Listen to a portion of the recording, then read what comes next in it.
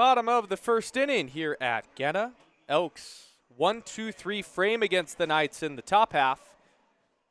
And Corvallis will send Matthew Sherwood to the bump this evening. 6'5", 220-pound big righty from Santa Clarita, California, and goes to Pacific Lutheran, where he had a 5.79 ERA in 2026. He'll fire in a fastball to Cahill that misses away. 2 starts so far this summer with the Knights, a 10.5 ERA in those. Cahill fouls it straight back. I mean, these jerseys are just stunning. You've got the stars in the Bend scripture, and then the stripes in the Elks. These are the unis that the Elks will wear on Firework Night on July 3rd. Make sure you get your tickets for that against the Yakima Valley Pippins. And then July 4th is Independence Day, so I would hope that the Elks wear them back-to-back nights. Cahill strikes out on the 1-2. Sherwood went to the changeup.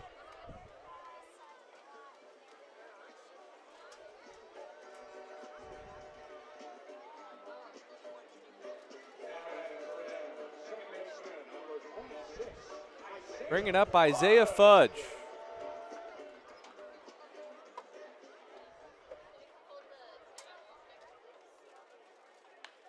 Fudge will jump on the first pitch and slash it foul. Matthew Sherwood, and look at that ball. It's right on top of a dog bed. If the dog happened to be there, that ball is gone. It might be into smithereens at this point. But a nice soft landing for that baseball. Nothing in 2 to Fudge.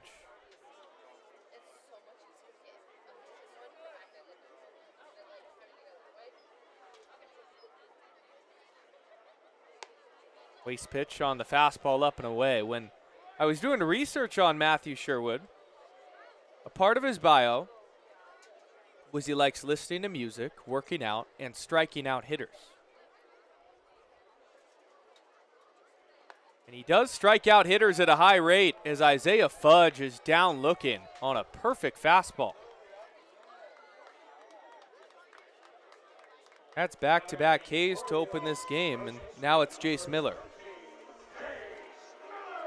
At Pacific Lutheran in 2026, Sherwood had 69 strikeouts to just 29 walks. And although the base on balls has plagued him a bit more so far this year in Corvallis, that's his MO, is filling up that zone.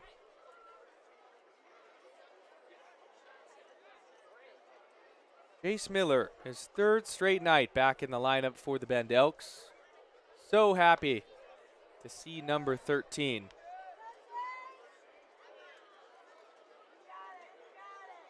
Last year etched himself in Bend Elks lore, winning the batting title, hitting .379. And as solid as they come as an individual too, which is more important than anything. Foul away that 0-2. Orange and black elbow guard representing where he was a year ago at Oregon State, but he chases the breaking ball there. And Matthew Sherwood strikes out the side.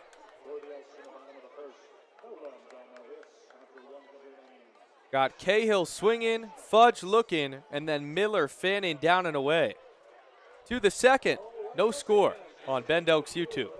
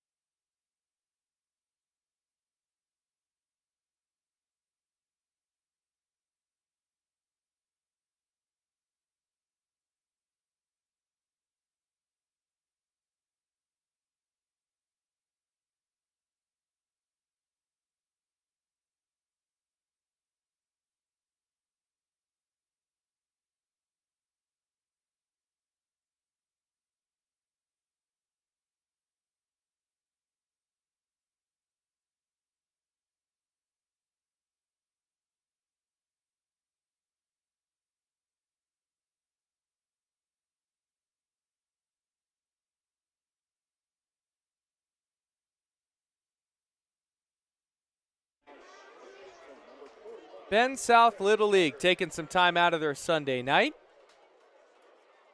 Great representation, so much good youth baseball across this region.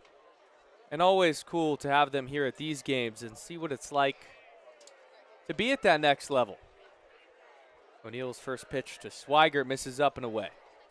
O'Neill retired Medina, Garvey, and Horn in order, so this is Swigert, Stewart, and Marasco, this frame. O'Neill working strictly out of the stretch. Eater runs down and away. Swigert, homer, 5 runs batted in, and a 77.9 OPS.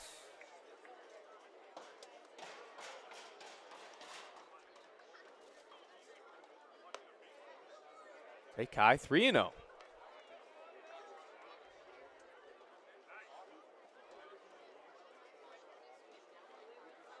Had a monster game on Friday night, Swigert did, the last time he started, where he reached base 4 times. Take a fastball there on the outside corner for a strike. They're playing him pretty straight up. Fudge slightly shifted up the middle, so the scouting report is that Swigert doesn't really pull the ball as much as you might normally see from a lefty.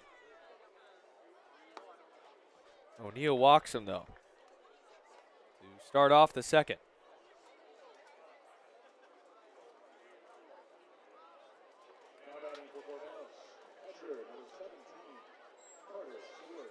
Those base on balls have been the Elks' kryptonite all season long thus far. And we'll seek to avoid that here in this game, but it's tough with the leadoff runner getting on base. Now looking for a ground ball. Throw over to check on Swigert, who's back safely.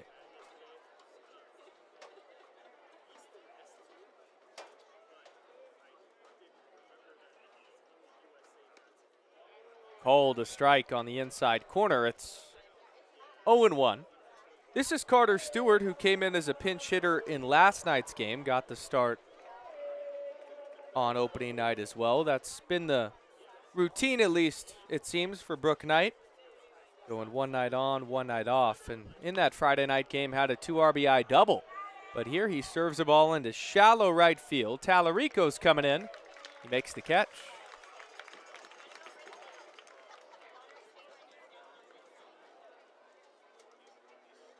One down.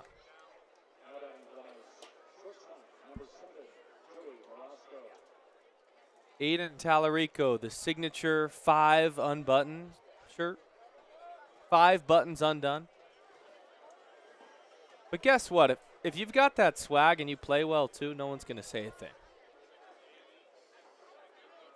Now Joey Marasco. Take a strike at the bottom of the zone. Dylan O'Neill has been quite good at pounding the zone early in counts so far. And it's put him in a good position to build off of it with secondary stuff. Throw over to check on Swigert, who's back with the dive.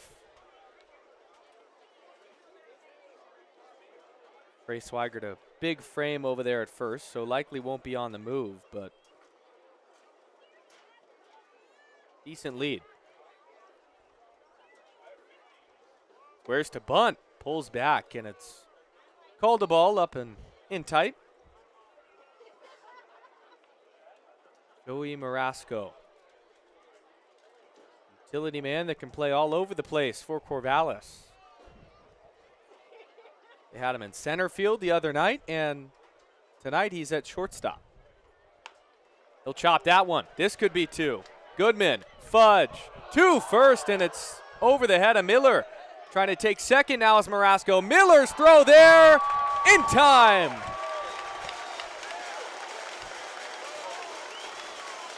A risky move from Joey Marasco, and an unconventional double play is converted. This should have been tailor-made 6-4-3, but Fudge's throw was airmailed, hit off the fencing of the dugout. Miller picked it up and delivered a strike. Right back to Fudge. The catch and tag And even with that swim move slide from Marasco, Thomas Glynn says he's gone. Despite the leadoff walk, nothing more. To the bottom of the second after this.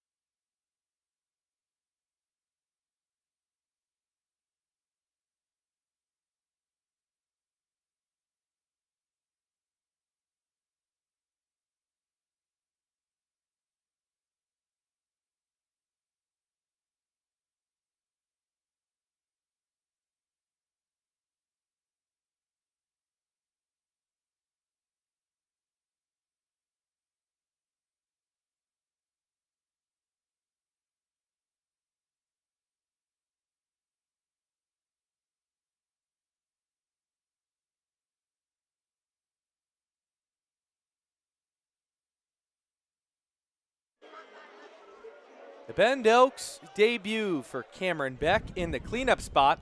No score here in the bottom of the second. Beck will take a fastball that misses low. Beck, Tallarico, and Snakenborg this frame. Cam Beck out of Oregon State hitting right behind Jace Miller after they spent all year in Corvallis together. Take a strike there. 6'2", 240-pounder out of South Jordan, Utah, and was the #1 player in the state of Utah in the class of 2025. Foul that right back. Now for Beck, it's just about getting healthy, staying on the field, because that potential and just the raw talent is oozing.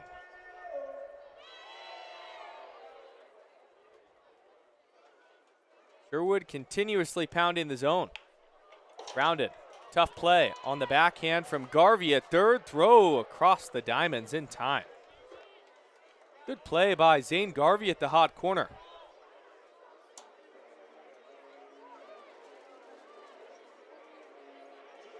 That was hit down the line, and he had a range over, plant his foot, and you just got to trust your arm. You got to have a cannon to do that with ease. Garvey did. Now Aiden Tallarico, who takes the first pitch, a rarity. We're used to Rico being as aggressive as they come, and that might be a part of the emphasis for him to get back on track as he ropes that ball right at the shortstop in Marasco. It caught him. 95 off the bat for out number 2.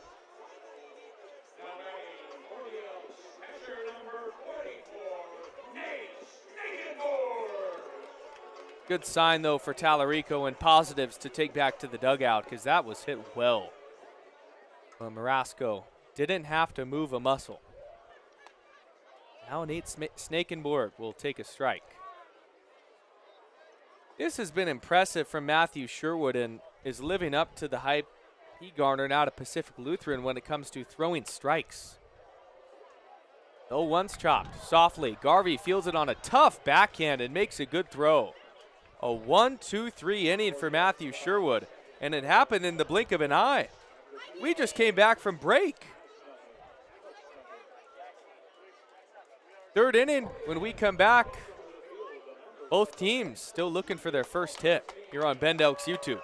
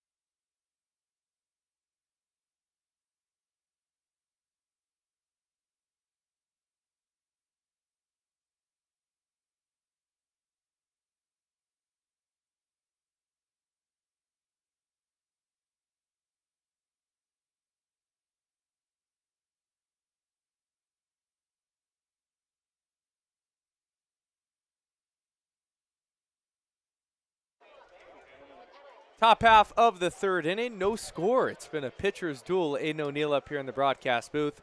Thanks for joining us on this lovely Sunday night. 7, 8, and 9 coming up for the Corvallis Knights. Starting with Tate Hammond, the UCLA commit.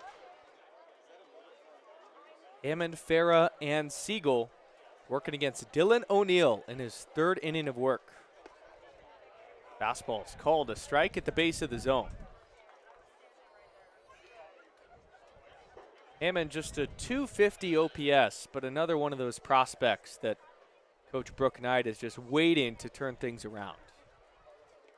Take a changeup that misses down. There was a game on Friday night where Hammond and Horn were on the left side of the infield. You got UCLA in Hammond, and then Stanford in Horn. The longtime Pac-12 foes who now are in separate conferences. Hammond grounds that one softly to the shortstop. Goodman on the run, throw to first just in time. Great play by Will Goodman, and I don't know, that was close. In real time, it looked like he might have beat it out. I think they got him. Maybe just barely. Slow that thing down, Pierce. Yeah, good call by the base umpire, Thomas Glenn. And an even better play by Will Goodman. Now Jackson Farah, tonight's K-Man. You go all around the press box, everybody gets a chance to pick the K-Man. If you get it right, you get to do it the next day. And our lovely PA guy, Dom Husin, is on a heater right now. We've got the whiteboard with the tally. He's got 3 correct. The next closest is Taylor with 1. And obviously, not everybody has even gotten a chance to pick yet just because of how Dom's been rolling. But a 3-0 count to Farah. O'Neill's got to work back.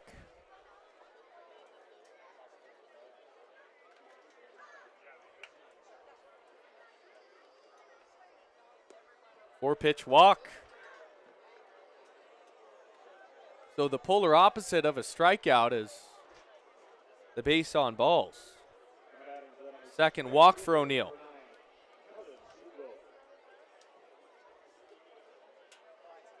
Ellen Siegel out of the 9 spot will toe the turf on the right side of that batter's box from Lynn Benton Community College, just like Farah, who just reached first. Runner on the move. Fastball called the strike. Throw down his second on one hop. In time!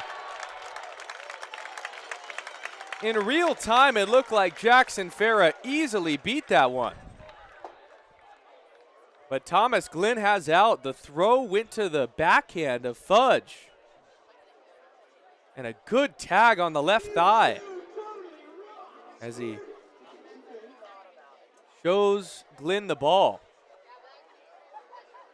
A close one. It's deceiving too, though, because where Fudge tagged Farah on his left thigh makes it an awkward call for the umpire. Now Thomas Glenn and Brooke Knight are having a chat in between third and home.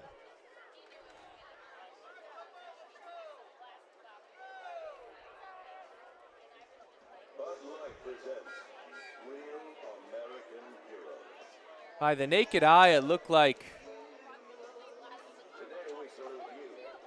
he was safe, but I don't know. This is one where, once again, I feel like you got to give Thomas Glenn the benefit of the doubt.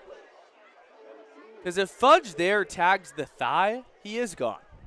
But what makes it deceiving is that Farah's right leg is so much farther up than where the tag was applied.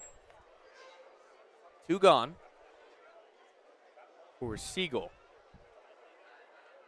The pitch that Farah tried to run on was called a strike, so 1-1 count. Take a fastball at 87, down and away.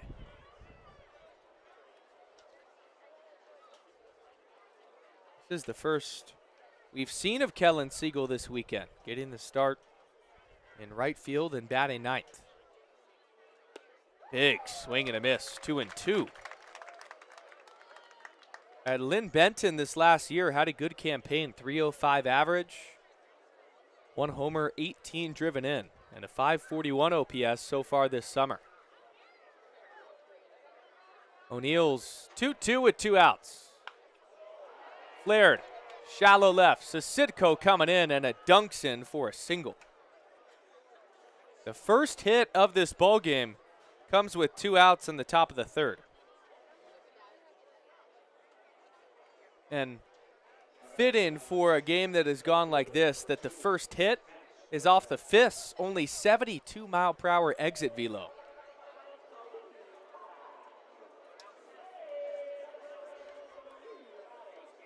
Flipping it over to the top and Max Medina.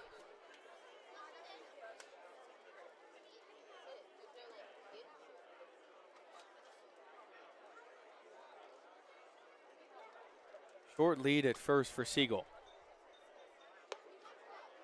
O'Neill misses up and away. Medina, his first time through, flew out to center field. But a heck of a player for Brooklyn Heights crew. Siegel with an extremely tiny lead at first, and he's going to bluff the steal.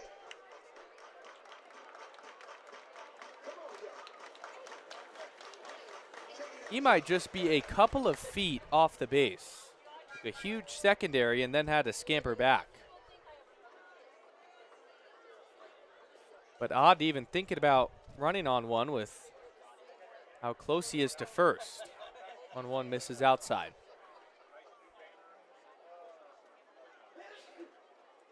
I mean, take a look at this lead. It really is just maybe a couple of feet off. You'd think no threat to go. And he does. Fastball grounded through the right side for a base hit. Going from first to third is Siegel. The throw goes all the way there. Caught by Salvione, but not in time, and there's runners on the corners with 2 outs. So if the plan all along was hit and run, then it was executed perfectly. But you rarely see that with 2 outs. Only assume so because of how short the lead was. Talarico tried to show off the cannon. Good throw. Just too late.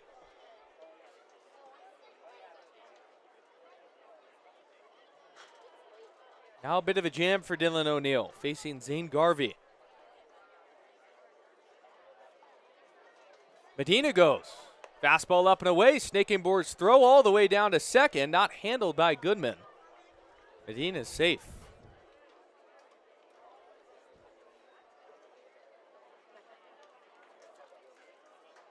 Got himself a good jump, and the throw had no chance for Medina. Another stolen base. 1-0. Fastball misses up and away. That's his second of the year. It's Medina on second. Siegel on third. 2 gone in the third inning.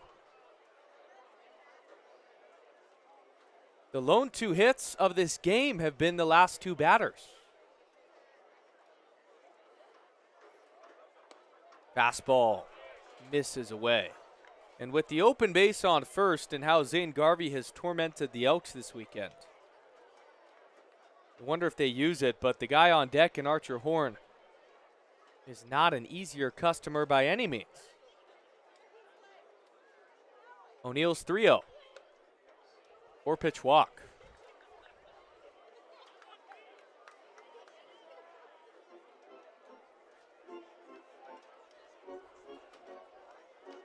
His third walk of the night. And time will now be called by Nate Snakenborg. Wes Harper, the pitching coach, will head on out.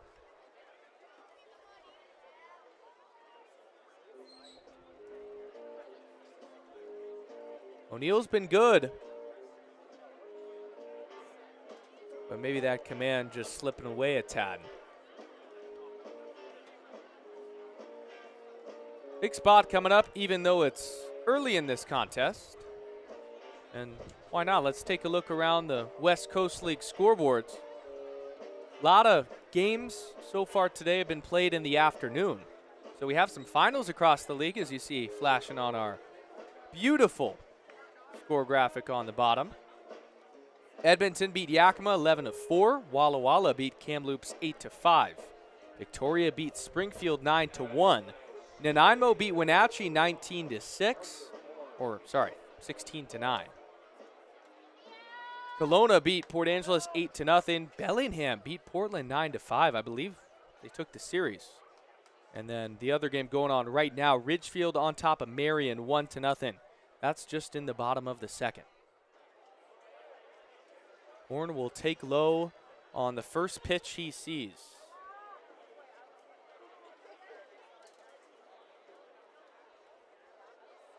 Tough spot against a really good player in Horn.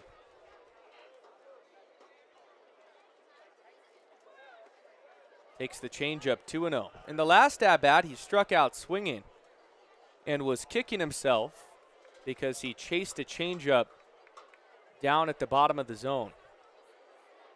Now this at-bat, it seems like he's made an adjustment, laying off that off-speed. Hitters count. And he gets a fastball, but he takes it for a strike.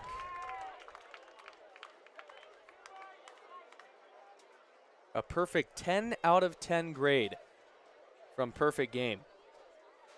Committed to Stanford, and will likely hear his name called in just about a month in that MLB draft. Change up, flipped, shallow left center and down for a base hit. Siegel's going to come in and score. So will Max Medina. And the Corvallis Knights take a 2-0 lead in the third.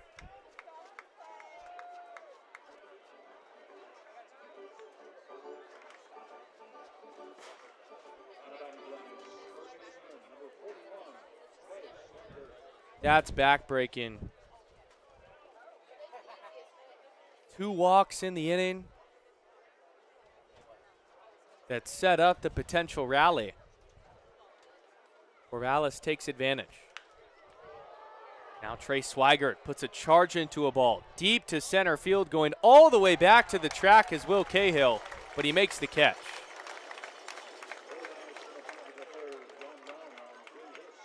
Archer Horn continues to do his thing against the Bend Elks. 7 runs batted in for Horn in 3 games. Bottom 3 after this. Elks now looking for their first hit on Bend Elks YouTube.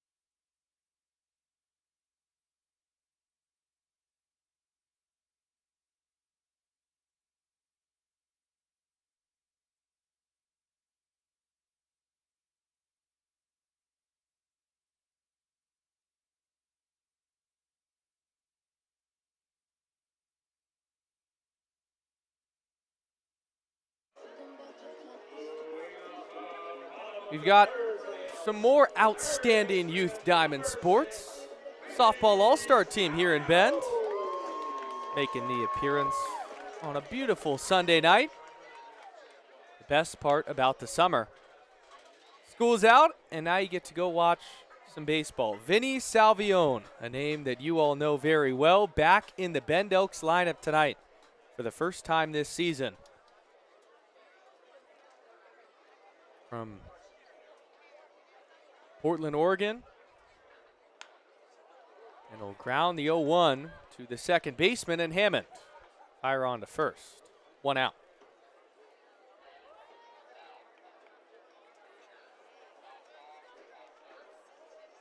Matthew Sherwood, after a couple of starts that were up and down, has settled in here tonight. Pound in the zone. It feels like every first pitch he throws is a strike. I'd love the stat on that. And there's the announcer jinx. It happens all the time. Will Goodman, the shortstop out of Pepperdine University. Right here in Bend. Take a fastball that misses up. Goodman was in there on Friday night and picked up an RBI single. Batting .250 this summer and 28 at-bats. Takes down and away for a ball. You'll rarely see Goodman play back-to-back nights. He's just been dealing with some back inflammation, but man, he can really pick it at short and a super complete player. Jumps on the 3-0 and fouls it away. You mentioned humble and guys just going about their business. That's what Will Goodman is. Faith, a big part of his journey, and rarely says a word, just letting his game do the talking. Lines that one. Shallow right field, but coming in is Siegel, and he makes the catch. That ball was hit 99 off the bat, but just found the glove. 2 gone.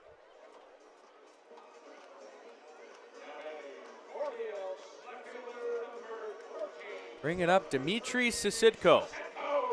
Take a look at that replay. I mean, that ball was hit really well. That's one of those where if you get a swing similar in batting practice, you say, those will be knocks in the game. Sisidko swings at the first pitch, skies it to deep center field, and Medina is under it for the 3rd out. Probably the quickest first 3 innings you can imagine. Just over 40 minutes. And a lot of it is because Matthew Sherwood to the Elks offense. 9 up, 9 down. To the 4th, Corvallis on top 2-0.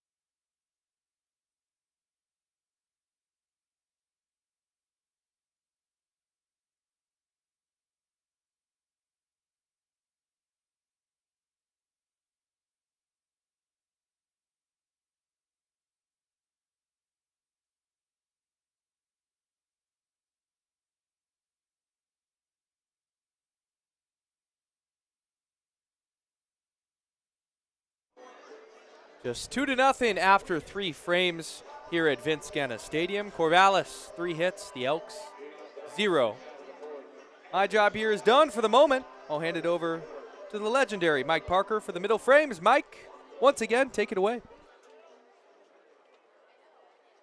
Thank you, Aiden. Your own legend building, of course. It's certainly hyperbole on your part to say that as we go to the fourth, but we're talking to the National Sportscaster of the Year at the collegiate level for baseball and softball. Congratulations to a great and talented young man, kind enough to share the live stream with yours truly as we go to the fourth.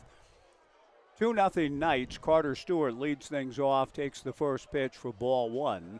On a gorgeous Sunday evening in Central Oregon, the 1-0 pitch is lined into center field, base hit. Now the Knights trying to win this rubber game of the three-game series have a 2-0 lead and have their leadoff man aboard in Carter Stewart with a base hit. Not slammed, but got enough of it to nudge it over the second baseman Isaiah Fudge's head into right center field. The leadoff single for Carter, who's now 1 for 2. Joey Marasco into an unorthodox double play of sorts, 6-4, 3-4 to end the second inning. Stewart held on by Jace Miller. Dylan O'Neill, who's battled some control issues a little bit, delivers a good bunt from Joey Marasco. The throw to first from Vinny Salvione is in time. Nicely done by Vinny, but Joey Marasco gets the sacrifice down on the first pitch that he sees, 5-3 to move Carter Stewart into second. Tate Hammond, the Knights' second baseman, will come to the plate against Dylan O'Neill. Dylan with a battery made of Nate Snakenborg, Jace Miller at first, Isaiah Fudge at second, Will Goodman at short, Vinny Salvione at third, Dimitri Sasidko in left, Will Cahill in center, Aiden Taylor in right. But indeed, congratulations to young Aiden O'Neill, recently earning national recognition as the 2026 Intercollegiate Broadcasting System Award winner for baseball and softball, and is the coordinator of over 400 broadcasts in the Cronkite School at Arizona State. He hosts a sports talk show entitled The Irish Hello. I need to get Aiden to say hello to my daughter, who will be taking a graduate class at the University of Limerick in history. And there's also baseball afoot in Ireland, from what I understand. The sport is beginning to gain in some popularity. My daughter Lydia loves baseball, so perhaps between Lydia and Aiden, baseball can be brought to the masses in the great nation of Ireland. The 1-1 pitch is coming with the Knights leading 2-0 in the fourth. Out of the stretch works Dylan O'Neill, looks back at Carter Stewart. The 1-1 pitch to Tate Hammond, swung on and missed. Tate looking for his first hit as a Corvallis Knight, and could not pick a better opportunity than now to get it from the Knights' perspective in the rubber game of this three-game series. Will Cahill very, very shallow in center with the wind blowing in. We've seen some well-hit balls knocked down. The pitch to Hammond hit foul off third. This will carry back of the Knights on deck area and out of play. 1 ball and 2 strikes the count here in the top of the fourth inning on another just unbelievably gorgeous day here in Central Oregon. We didn't float today. We floated yesterday. Didn't get any free concerts. Apparently no major acts this weekend, but Brandi Carlile was here recently, as I think many of you know. The 1-2 pitch missing high and away, ball 2, 2-2. And speaking of a love for baseball, evidently Brandi has it, her daughter or somebody plays a lot of baseball, and she's invited members of her fan club when she's performing in different towns. 2 different games took place right here at Vince Genna with Brandi Carlile's fan club. The pitch on the way is lifted to center field and fairly deep, twisting and turning and going back and dropping the ball. Will Cahill out in straightaway center field, and into second base goes Tate Hammond. Still looking for that elusive first hit. He gets to second on a 2-base error on a ball that was well struck again, but Will Cahill went back on it, appeared to be in good shape on it, and just simply dropped the ball. Wind blown, yes, but no sun issue to deal with, and not a howling wind by any means, just a misplay by Will in center, and that gives the Knights an opportunity to take advantage and add to their lead. Carter Stewart had to hold up. It certainly appeared as though the ball would be caught, so he is only able to go to third on the 2-base error that puts Tate Hammond at second. Jackson Farah, the batter, Farah takes outside, ball one, 1-0. 2-0 Knights. Top of the fourth inning. Dylan O'Neill works out of the stretch whether the bases are occupied or not. The Knights with runners at second and third and one out. Dylan O'Neill to the plate. A line drive to left center field. Going back is Cahill. Still going back, and he drops it again. Carter Stewart comes in to score, and into third base goes Tate Hammond. Into second base goes Jackson Farah. The Knights lead it 3-0. It'll be another error on Will Cahill. Back-to-back errors. It's not Willie Davis, October 8th, 1966, Game 2 of the World Series, and I was there. I saw Willie Davis drop back-to-back fly balls at Dodger Stadium as an 8-year-old, October 8th, 1966. Sandy Koufax pitching, Jim Palmer pitching for the Orioles, and Willie Davis dropped back-to-back fly balls in center in the fifth inning. And the score went from 0-0. By the time the inning was over, it was 4-0, all runs unearned. Palmer went the distance. The Orioles beat Koufax in what was his final game, 6-0. I saw it. These were tougher chances for Will Cahill than what Willie had that day at Chavez Ravine, dealing with smoggy and sunny conditions, and lost 2 balls in a row in the sun. But back-to-back errors on young Will Cahill, and that's tough. The first pitch to Kellen Siegel after a visit from Wes Harper to try to help Dylan stay locked in as a foul back. 3-0 Knights, second and third, one out. The infield at normal depth with Coach Alan Cox just looking to try to minimize damage in the inning now and get an out. He'll concede a fourth run, but doesn't want to give up 2. The pitch to Kellen missing, 1 ball and 1 strike. Tate Hammond at third base. Jackson Farah at second. The pitch to Kellen swung on and fouled at the plate. 1 ball and 2 strikes to Kellen, who singled and scored last inning. 3-0 Knights in the top of the fourth. Back-to-back errors on center fielder Will Cahill, and the Knights hoping to indeed take advantage of the open door. Second and third, 1 out. Up 3-0. Kellen Siegel awaits Dylan O'Neill. In the turf, good block by Snakenborg. And that evens the count to Kellen at 2 balls and 2 strikes. Tate Hammond at third, Jackson Farah at second. Back-to-back 2-base errors charged to Will Cahill. That's going to be a tough spot to be as he stands alone out in center, straightaway center. The 2-2 pitch to Siegel, the looper on the left side, the shortstop. Will Goodman is right there to make the catch. 2 down. And Max Medina will come to the plate. Good pitch by Dylan O'Neill, getting in on the fists. We didn't see any free concerts coming down the river yesterday on the Deschutes on the float, but you have had Brandy Carlisle in, and her love for baseball, I think, is going to lead to a pursuit on our part over in Corvallis amongst Oregon State athletics to see if Brandy might evince any interest in bringing a concert baseball act to Goff Stadium at Coleman Field as her schedule permits. Very popular artist and a love of baseball, and it's a good combination. Out to the mound for Bend goes catcher Nate Snakenborg. A pretty long visit with Dylan O'Neill with runners at second and third and 2 down. And we'll see now about activity in the bullpen. Pierce, you got something for me? I'm trying to look at this newfangled. Yeah, we do have a monitor, and there it is. I see it. Thank you. There is some activity going, and that visit by Snakenborg was calculated to give the new pitcher, a right-hander coming in, a little bit more time. What number do you got on him, Pierce? Okay, so the new pitcher coming in for Bend will be Cade Finazzo out of Cal State San Bernardino. The Knights lead at 3-0. We'll have Max Medina at the plate, runners at second and third, and 2 down. We will take a pitching change break here at Vince Genna. We'll be back in 90 here in Central Oregon. The Knights leading 3-0, looking for more back in 90 on the Elks live stream and Joe Radio.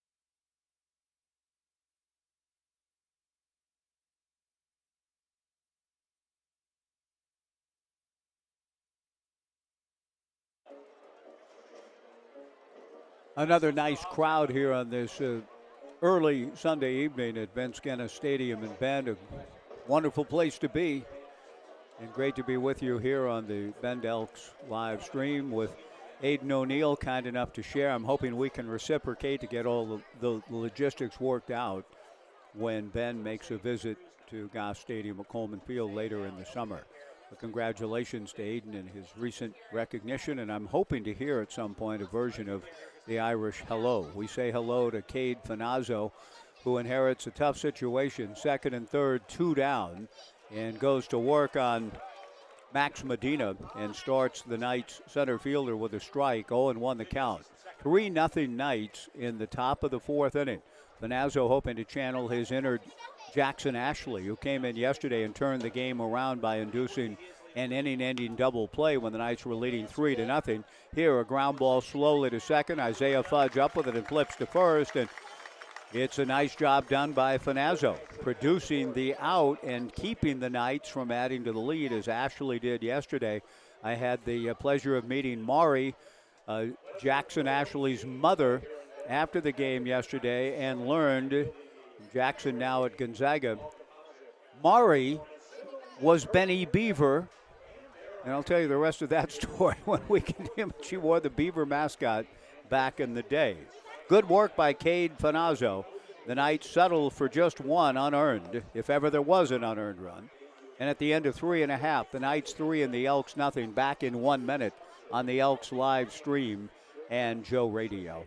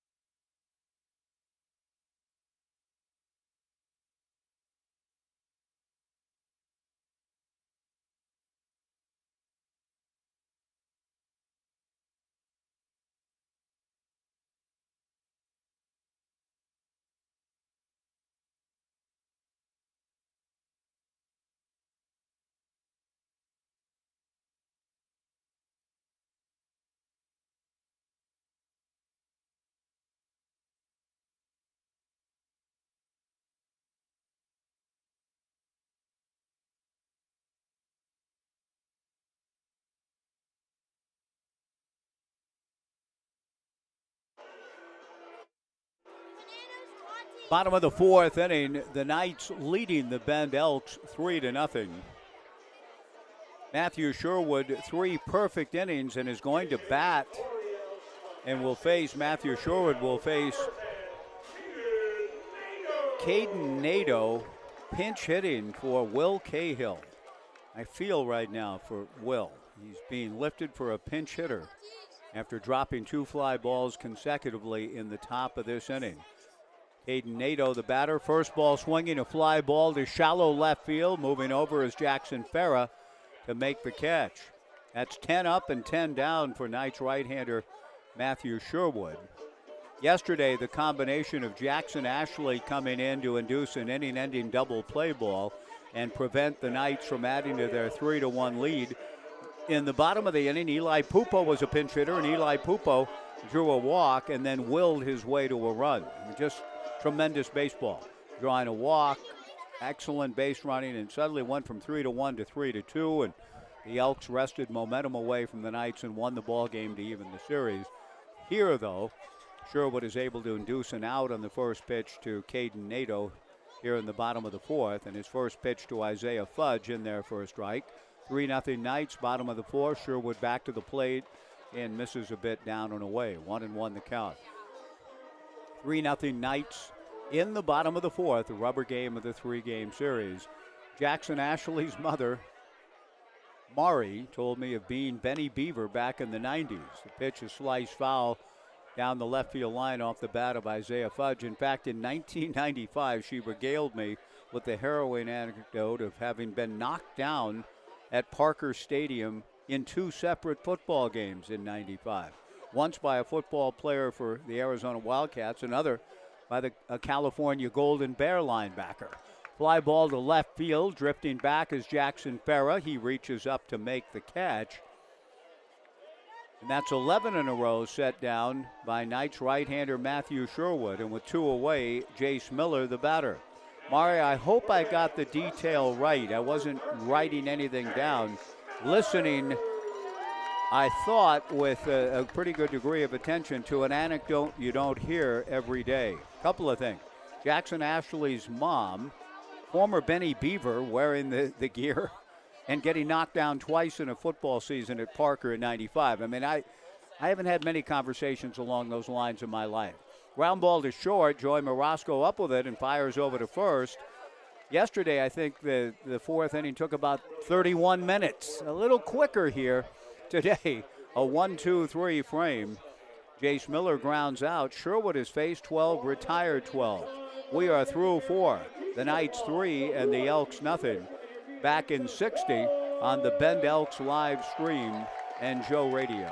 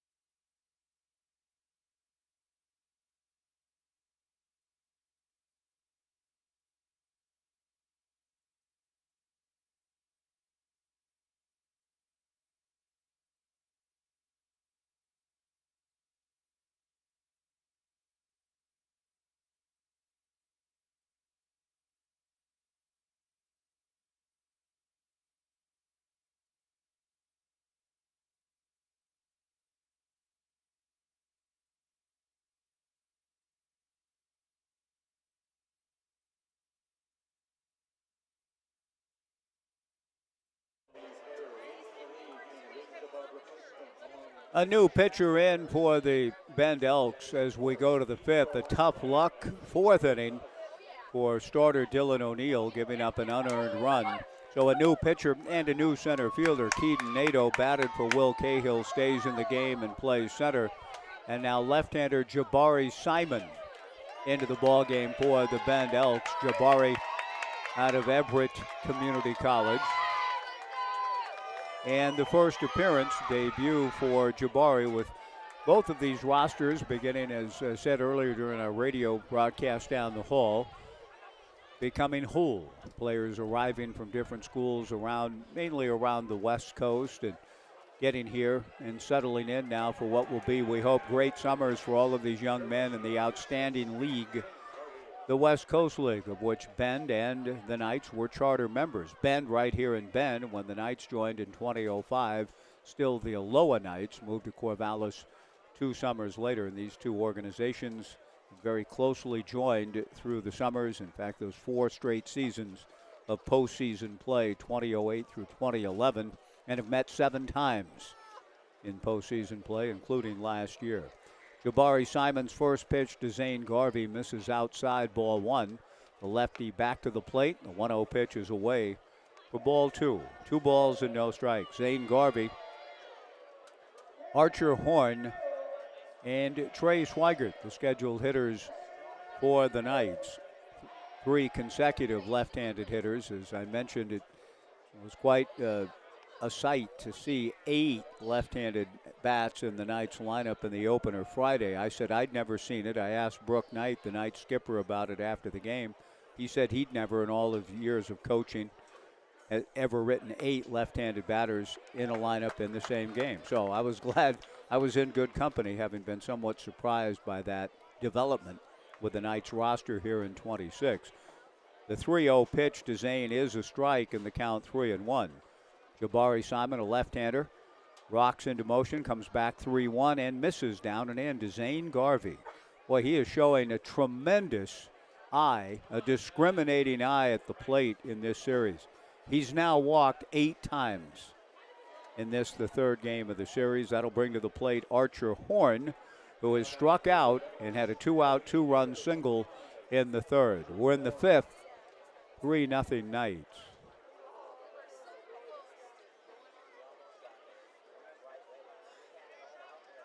Jabari Simon glances over at Zane Garvey. and comes to Archer and delivers a fastball on the inside corner for a strike. 0-1 the count.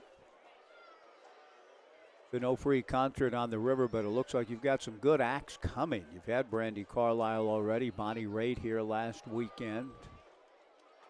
The pitch is in the turf, and the count 1-1. And it looked, if I read some of the local literature right, the Goo Goo Dolls, Luke Bryan, Sarah McLaughlin, Toto with Christopher Cross is part of the show coming up on August 19th. What a venue that is. I hope to someday see a show there myself.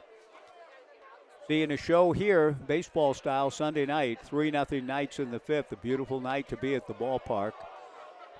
The pitch on the way to Archer, foul back, and the count goes to 1-2 to the Knights' designated hitter, who has been joined here in Bend by his teammate-to-be, if they both indeed head on to the farm at Stanford, Bryce Hill, who will start for the Knights at Goss Stadium at Coleman Field on Wednesday. The 1-2 pitch to Archer Horn is in the turf for ball 2, 2-2. Zane Garvey, a one-out walk at first, and noted in Bend magazine, the latest edition, the May-June 2026 edition of Bend magazine, features a clip, an article on the Elks' own Aiden O'Neill in that current issue. The 2-2 pitch, Horn, a ground ball back of third, foul. Smothered by Vinny Salvione, but in foul territory.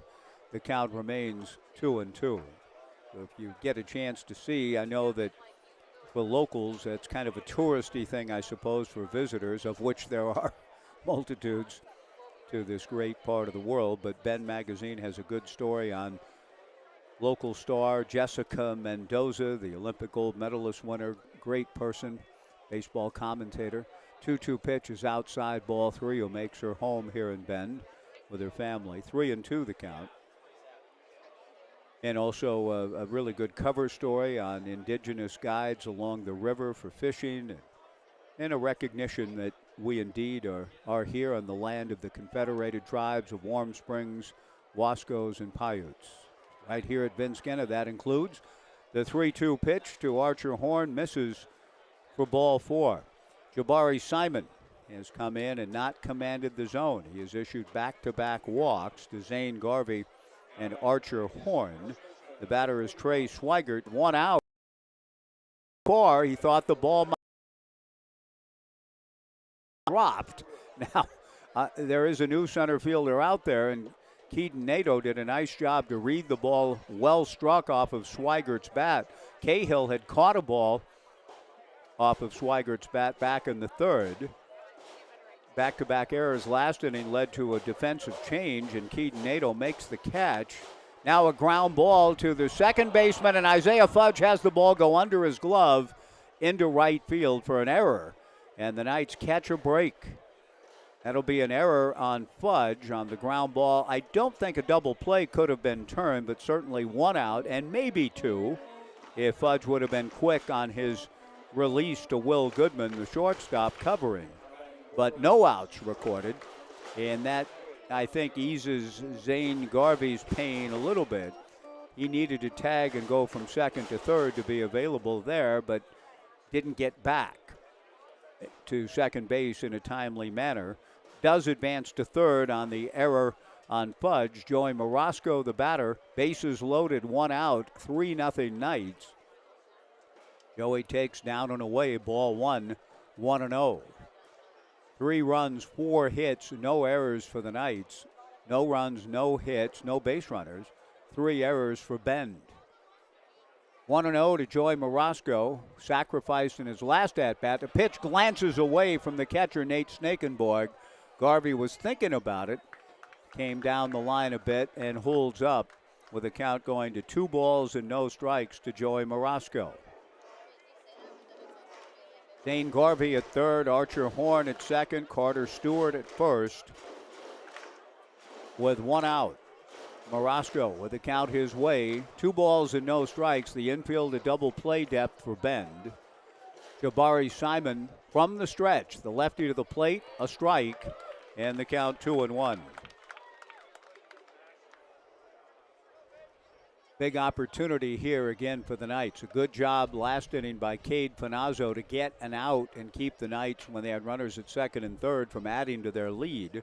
And now Jabari Simon trying to find his control and put up a 0. The Knights with a chance to create some genuine separation here. The 2-1 pitch is swung on and missed, and that evens the count at 2-2. Tate Hammond on deck, another left-handed batter. Morosco hitting from the right side. On Friday night, the oddity of 8 left-handed batters, the only right-handed swinger, Josh Natai, and he had 4 RBIs. 2 balls, 2 strikes, 2 on and 1 out. 3-0 Knights in the 5th.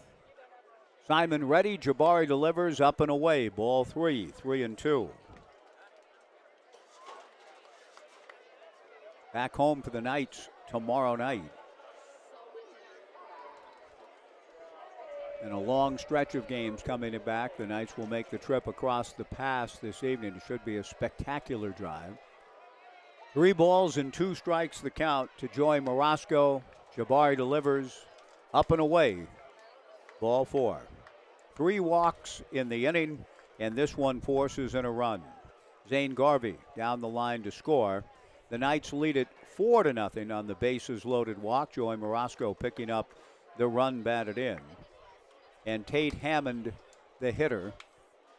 And we'll see if Pierce can give us a quick view to see if Jabari, who's shown some control issues, and indeed, thank you, Pierce, for that. We do have a right-hander, and it looks like Albert Robles of Oregon State with the beautiful long hair. I can't quite make out the number. Pierce says it's 19, so that would render it Graven Nason loosening. Jabari may not have much more. If he gives up another free pass, that could be the end of the line for Jabari tonight, who tries to stay in the game now, down 4-0. 3 walks in the inning. This last one to Morosco with the bases loaded. He starts Tate Hammond with a strike. 0-1 the count. 4-0 Knights in the 5th. The strike 1 pitch is a chopper to the first baseman, Jace Miller. He steps on the bag for the only play that he can get an out on. And on the play, coming down the line to score, is Archer Horn. The Knights get another run and lead it 5-0 on the RBI ground out by Tate Hammond. Still looking for that first hit, but he does get the run batted in. On the play, Carter Stewart to third, Joey Morosco to second, Jackson Farah the batter. The first pitch is in there for a strike to Jackson. 0-1 the count. 5-0 Knights, but Jabari Simon has a chance to minimize damage in the inning. The error looming large. The Knights have taken advantage to score 2. The strike 1 pitch flailed at and missed, and Jackson down in the count. No balls and 2 strikes.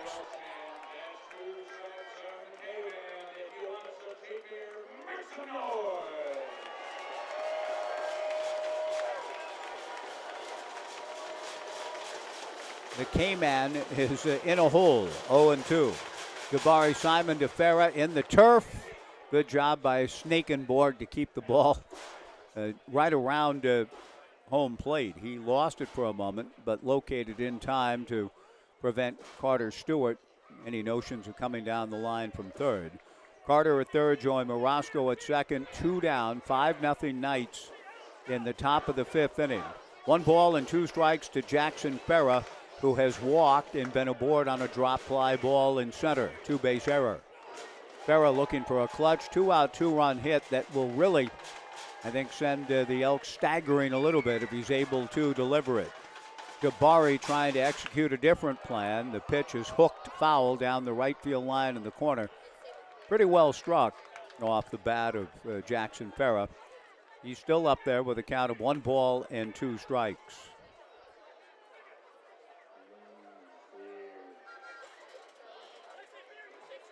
Jabari Simon, the third pitcher of the ball game for the Elks. With runners at second and third and 2 down, another 1-2 pitch coming to Jackson Farah. Off speed, down and in, ball 2. 2-2. Gorgeous Sunday evening in Central Oregon, and the Knights trying to break it open. 2 balls, 2 strikes, 2 on, 2 out, 2 in, 5-0 in the 5th. Jabari Simon ready, delivers, chased and missed on the fastball, strike 3. Good job by Jabari Simon climbing the ladder and inducing the swing and a miss. That's a big hit for Bend Elks fans, even if the inning itself was not. Cheap beer for the fans here at Ben's Genna. The Knights get 2. They leave 2 in scoring position. We go to the bottom of the 5th inning. The Knights 5, Bend nothing. Back in 1 minute on the Bend Elks live stream and Joe Radio.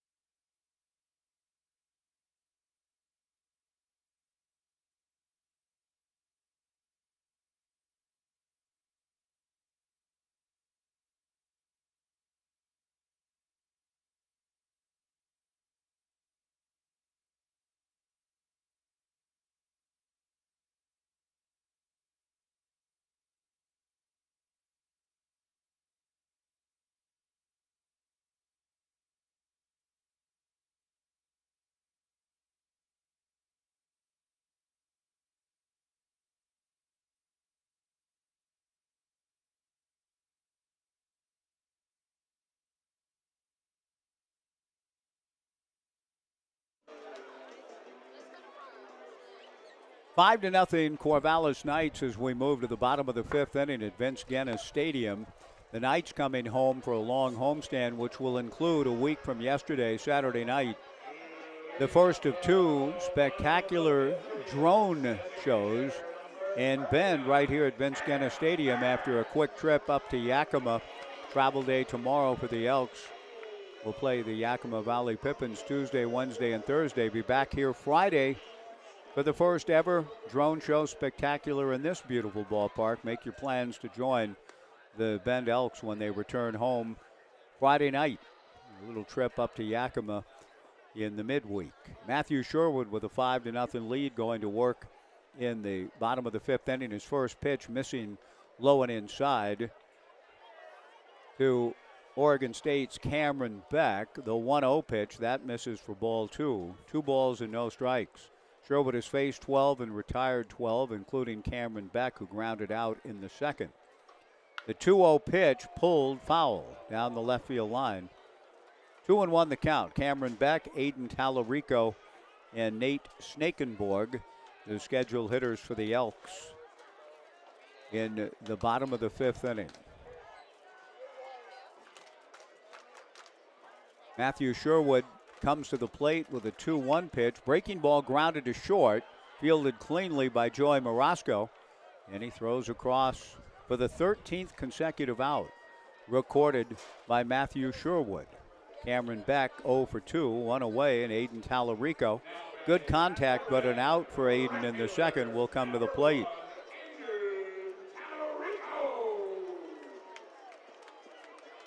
Five nothing Knights in the bottom of the 5th inning. Sherwood's first pitch swung on and fouled back. No balls and a strike. Matthew Sherwood has been very impressive.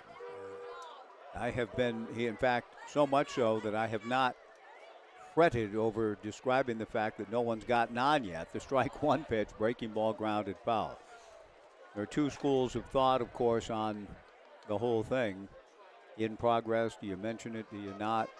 I had the honor of calling a Drew Rasmussen perfecto March 21st of 2015 at Goss Stadium at Coleman Field, the Beavers and Washington State.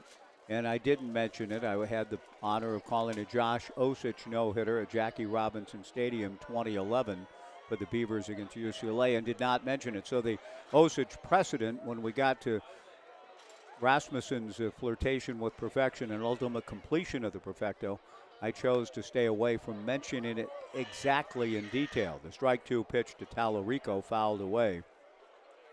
And the count 0-2.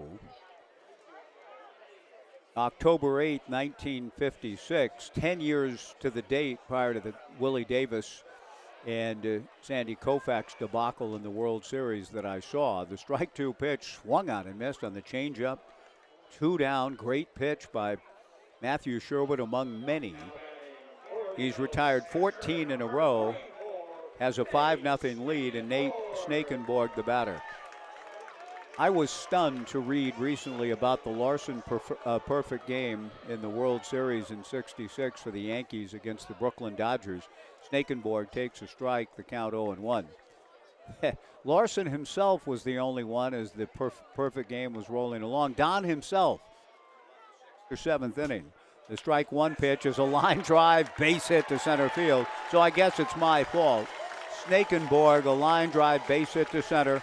Perfect baseball, 4 2/3 from Matthew Sherwood. The two schools of thought are you apprise the listener constantly. Well, he has a no-hitter through 3. He's got a perfect game through 4.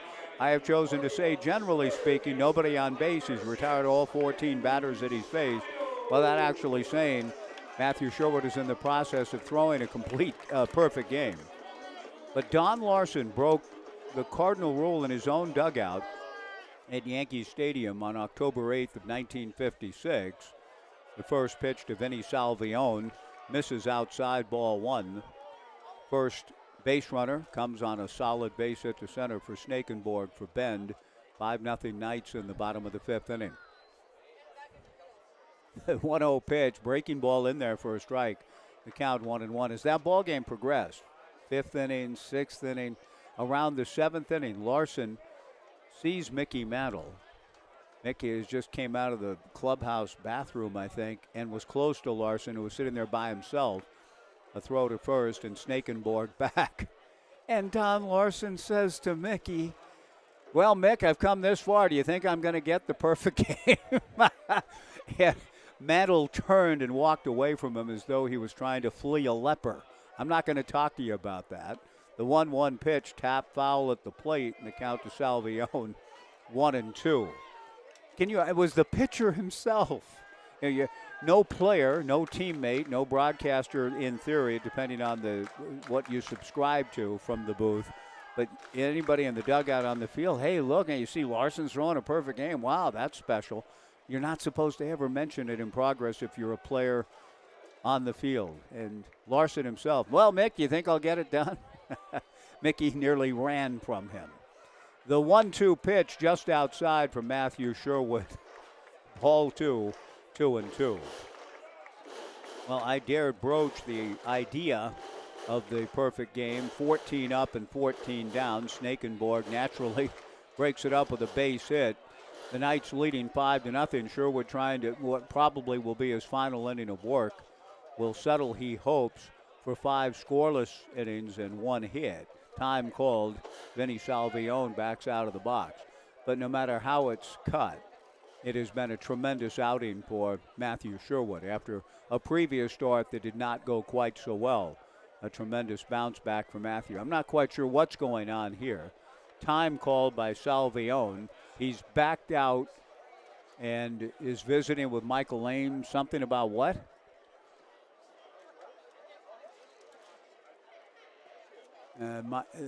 Some batting gloves being brought out from, and maybe some something to spread. Apparently the grip. He was losing the grip a little bit on his bat, and it's quite a delay in action for Salvione. Adjusting his batting gloves. Some new batting gloves have been brought to Vinny. And if this were 2 outs, nobody on, you might wonder if it was gamesmanship trying to break Sherwood's rhythm. Whatever the case, I think it has pretty much broken everyone else's rhythm within Vince Genna. What the heck's going on? Hawk Harrelson providing the way for batting gloves and a fresh set of gloves with apologies to Hawk Harrelson. Salvione swings at the 2-2 pitch. New gloves on, stays up there and pounds it foul. Nothing wrong, for Vinny trying to get himself squared away, and he's still trying to do so. A brand new pair of gloves and trying to adjust them. And That's tough in the middle of an at-bat, but it's taken quite a while for everybody to be ready to go. And here we go again with another 2-2 pitch with 2 down. Sherwood delivers, and that's hit foul down the right field line and out of play.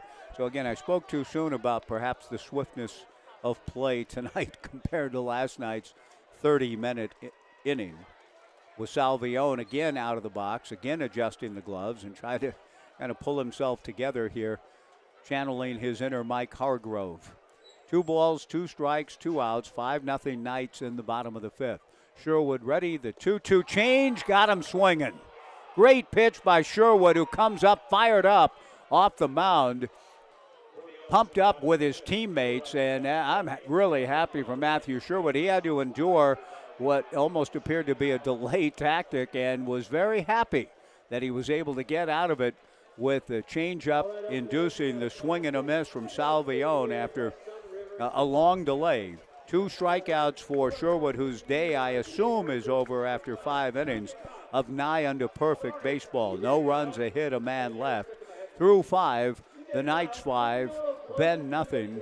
Back in 60 on the Elks live stream and Joe Radio.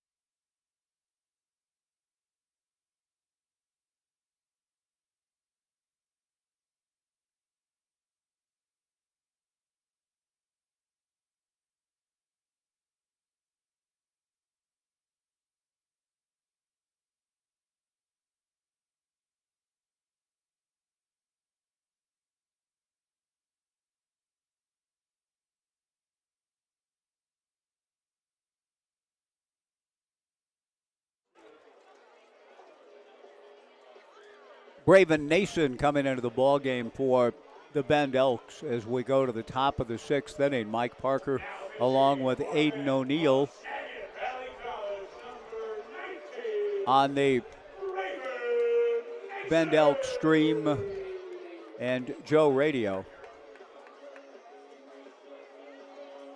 Braven Nason announced by Dom as being from Skagit Valley. I've always thought it was Skagit, but I've never been there. I know not. Do we know for sure? I'm going to ask Dom live on the air. Do you know for sure that it's Skagit Valley? Okay, thank you. I just, I thought, you're a young person. Young people know better than we old people. And so I thought you knew better. It is Skagit, right? Okay, thank you. Dom acknowledges that it is. Oh, yeah. Well, I didn't necessarily learn it, but confirmed. Skagit Valley, Braven Nason out of Skagit Valley College, ready to go to Kellen Siegel in the 6th. 5-0 Knights. And a man with beautiful long hair, a la the Oregon State Beavers' outstanding closer, Albert Robles. First pitch from Braven Nason in there for a strike. 0-1 the count to Kellen Siegel, who was singled to left and scored and popped to short. Nason comes back to the plate. The 0-1 pitch. Siegel, a drag bunt up along third, but it rolls foul, and the count quickly 0-2 to Kellen. The Elks have used Dylan O'Neill, Cade Panazzo, Jabari Simon, and now Braven Nason into the ballgame in the 6th. The Knights picking up 2 runs in the 3rd, a run in the 4th, and 2 in the 5th inning. Trying to get out of beautiful Central Oregon here, and the home of baseball in this community since 1946. Beautiful Vince Genna Stadium. They used to play, I think, at O'Donnell Field, Memorial Field, before baseball began to take shape here in 1946. Under the auspices of Mr. Baseball himself, the late, great Vince Genna. Genna, Skagit. I know that's been a controversial thing in the community, too, like back in our hometown, Corvallis or Corvallis. Strike 2 breaking ball to Kellen Siegel taken. Strike 3 call. Good pitch and a nice job by Braven Nason filling up the zone and getting a strikeout to open the sixth inning, one away. Max Medina, the batter, 5-0 Knights in the sixth. I have asked through all the years, when I first came over, Vince Genna Stadium, welcome to Vince Genna Stadium. Then I was told for a while, well, no, it's actually Genna. And so I went with Genna for a while. And now I'm told that both usages are accepted in the community. But I hear Dom and I hear others say Genna. The pitch on the way misses to Max Medina. My belief is it is Genna and always was Genna, but the family was kind enough when people said Genna just to live with it and not make a big issue out of it. The 1-0 pitch coming from Braven Nason. A changeup grounded wide of third. A diving stop by Vinny Salvione, and he makes a spectacular play for the out over to first. 2 down. Really nice play by Vinny. That glove fits, and he used it well. And with 2 down and nobody on, Zane Garvey, who's walked 8 times this weekend, will come to the plate for the Corvallis Knights. Vince Genna, Mr. Baseball, and also Mr. Bicycle Trails, Hiking Trails, Parks and Recreation. What a great gift Vince was to this community, and it continues to give indeed. Getting to call ball games here, a true pleasure. Whoever had the vision to place the field here, somebody was saying, oh, the sun's tough. Well, yeah, but look at the view. The pitch to Zane Garvey, a strike. And the count goes quickly, 0-2 to Zane. Zane has been the walking man, but he's down in the count 0-2 here with 2 down in the top of the sixth. The Knights leading 5-0, hoping to get on that bus and head across the pass with a series win. The 0-2 pitch outside. Bend has shown some real resiliency, though, in the series, trailing 8-0 here on Friday night. Battled back to cut it to 8-4. The Knights eventually pulled away and won. Yesterday in the middle innings, the Knights led 3-1. Bend came back to win. 5-0 Knights here in the sixth. The 1-2 pitch lifted to center field. Keaton Nadeau going back, still going back, tracks it and catches it, and the inning is over. Well struck into the wind, well struck, but another out on a ball hit to dead center field. Good play by Nadeau. The Knights go in order in the sixth. And at the end of 5.5, it's still the Corvallis Knights 5, the Bend Elks nothing. Back in 60 on the Bend Elks live stream with Matthew Sherwood carrying on after all. The Knights live stream back in a minute on Joe Radio.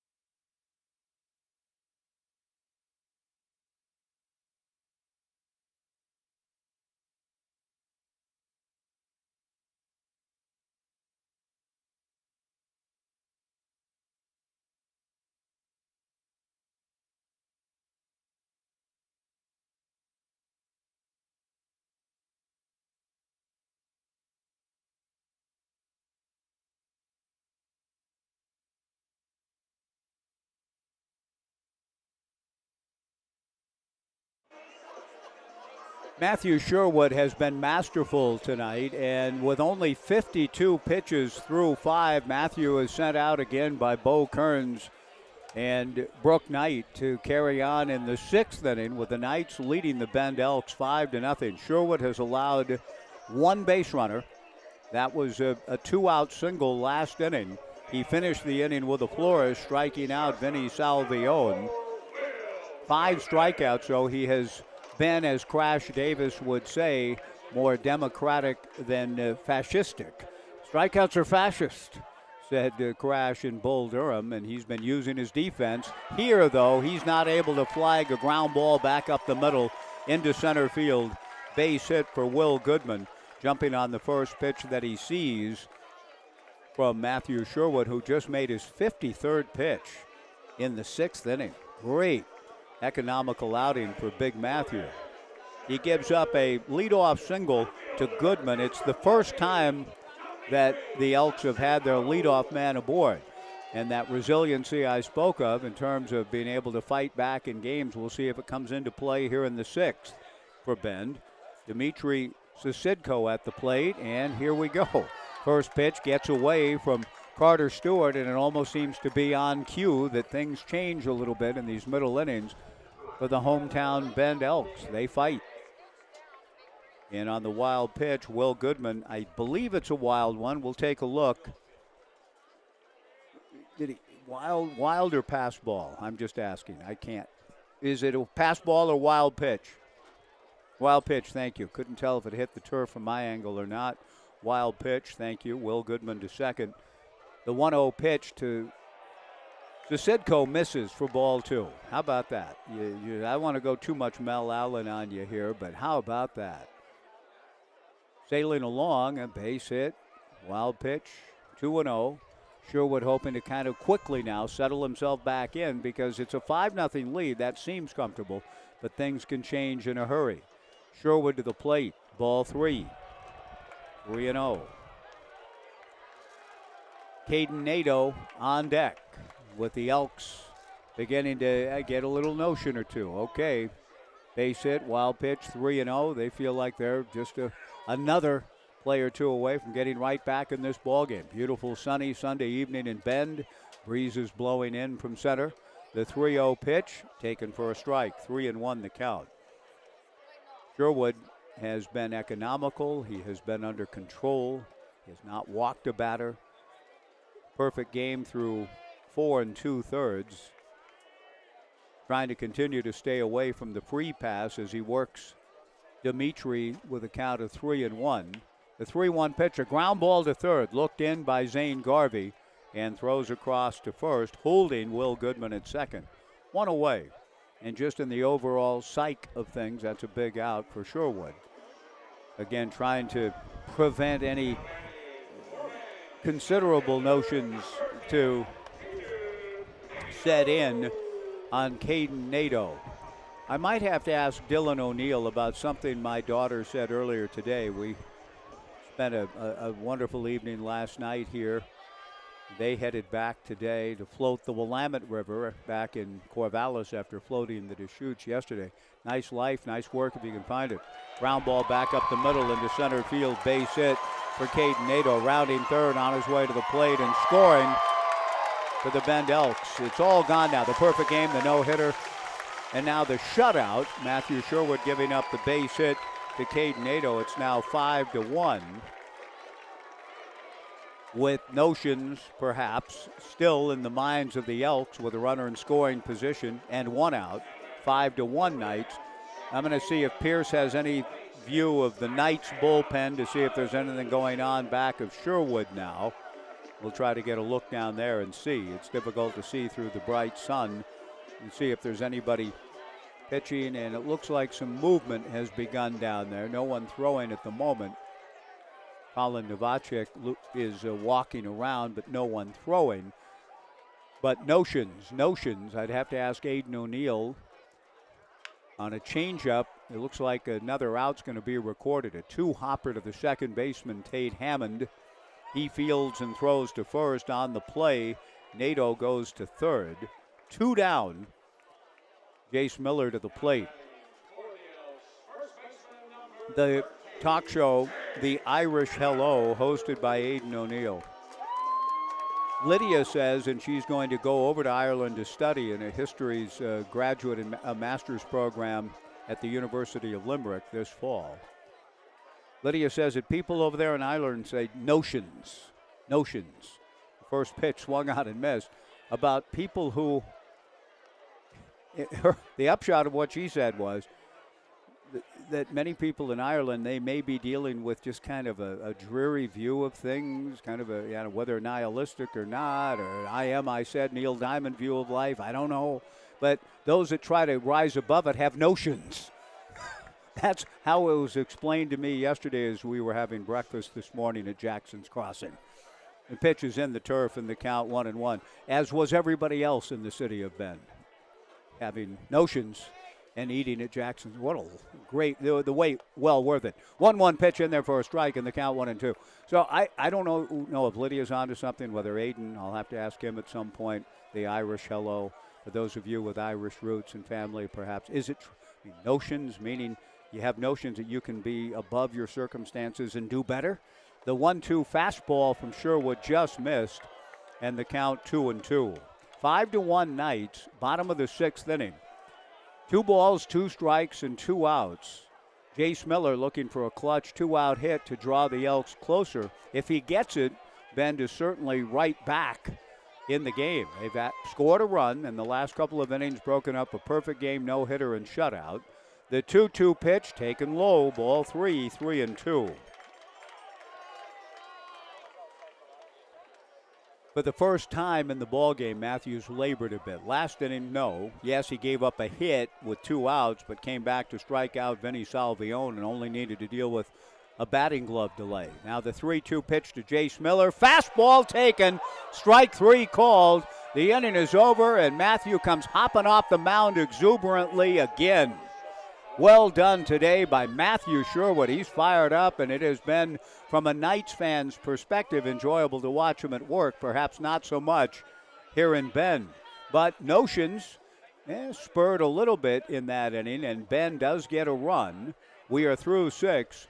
We'll go to the 7th. The new pitcher coming in for Wes Harper, Alan Cox, and Ben. Aiden will tell you about it when he picks up the rest of the broadcast on the Bend Elks stream. I will take 2 minutes to regroup down the hall. So, Garrett, back in studio, give me 2. I'll be back in 2. We'll regroup and talk to you on the radio side back in the Mid-Valley. Aiden O'Neill, the Irish hello with notions. Coming up next, 5-1 Knights through 6 on the Elks live stream and Joe Radio.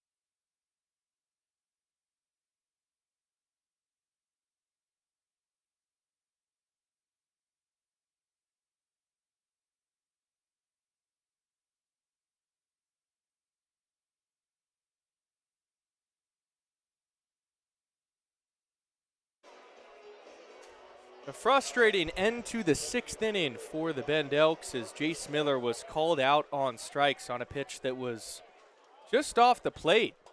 And it seemed like Michael Ames walked in between home and first and might have said something to Miller. But all settled now with the new pitcher in Johnson as the first pitch from Archer Horn is rolled into shallow right field for a base hit. Welcome back. Aiden O'Neill up here in the broadcast booth. Thanks for joining us. Great night for baseball. Took the middle innings off once again. Hope you guys enjoyed Mike Parker, who's absolutely incredible. Love having Mike here, being able to do the middle innings. And then for all of you Knights fans watching, get a chance to hear Mr. Parker, the home broadcaster. Archer Horn continues to roll along. Another run. 2 runs batted in he had in the 3rd, and then a single there. Now it's Trey Swiger. Pitch that misses just off the plate. New pitcher is Josh Johnson from Western Oregon. One of two Western Oregon men on this Elk squad, him and Michael Fitzgerald.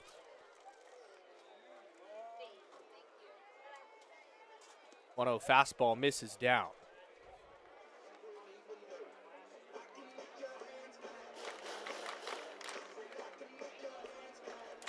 These Elks, for the majority of the game, were getting perfect gamed by tonight's starter for Corvallis and Matthew Sherwood, and finally cracked the code a bit in the last frame. Fastball misses down and away. It's 3-0. Johnson coming in out of the bullpen, struggling to throw strikes. The 6-foot, 190-pound righty out of San Diego, California. Swigert reached earlier on a walk.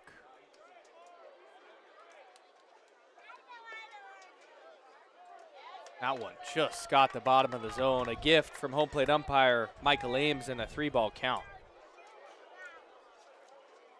Only one other appearance in league play for Joshua Johnson, and it came against the Marion Berries on June the 4th, which is why his ERA is ballooned over 30. 3-1, Horn goes. Fastball misses outside, ball 4.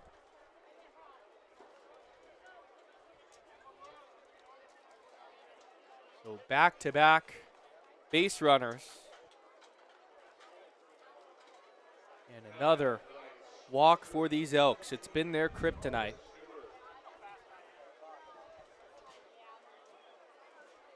Seven walks tonight, and you compile that with 2 errors from Will Cahill in center field in big moments. These Elks have gift-wrapped Corvallis the lead. If Carter Stewart thinks about bunting with runners on first and second and nobody out, he squares, he pops it up, foul territory. Salvione dives and cannot make the catch. Gave it his all and gets a round of applause from the patrons in the dugout. I mean, you could not have given a better effort. And it just fell.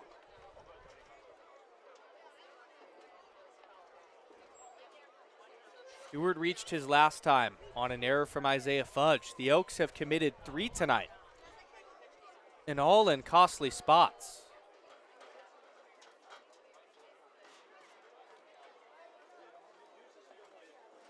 Squares again. Fastball misses away.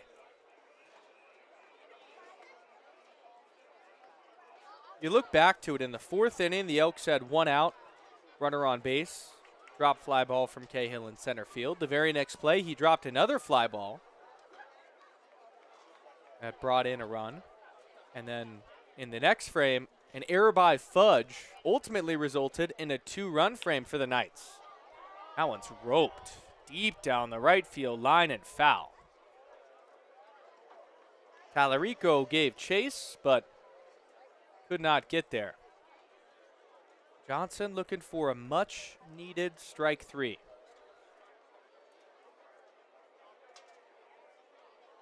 Looks like a new arm warming up for the Elks in the bullpen. Alex Figueroa, the side armor, who we haven't seen yet.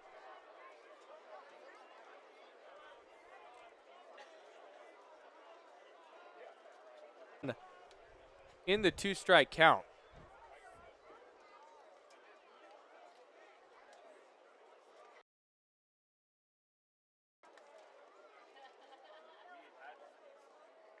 One, two. Both runners on the move. Misses outside. Throw down to third. Not in. Steal.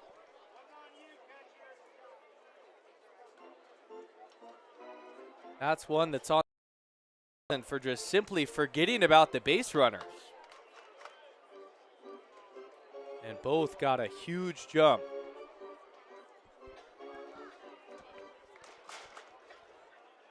Infield stays back. Are the best friends creeping in. Johnson's 2-2. Down and in, it goes by Snakenborg, but Horn holds at third.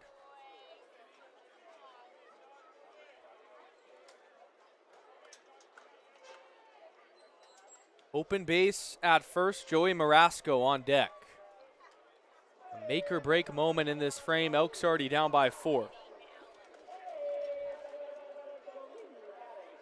Needing to find a way to escape and limit the damage.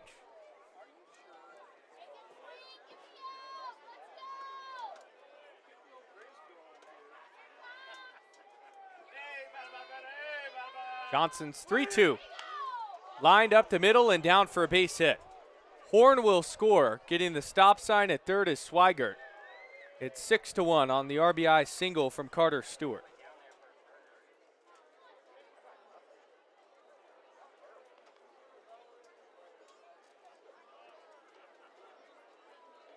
We'll see if that will mark the end of the outing for Alex Figueroa, as Alan Cox is starting to creep towards the edge of that dugout.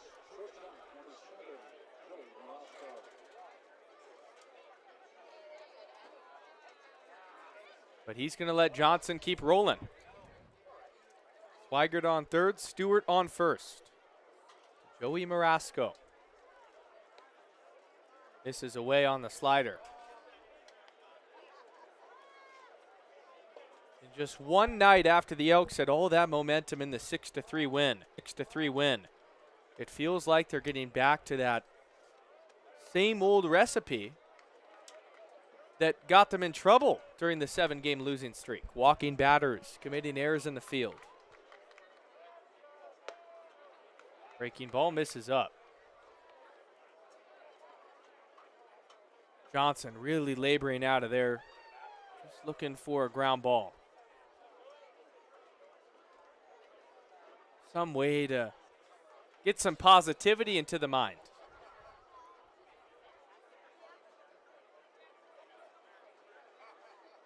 Asco's 2-0. Fastball hit well to center field, but Keaton Nadeau's going to circle under it. He'll catch there, tagging at third as Trey Swigert will score with ease. And it's 7-1 Knights.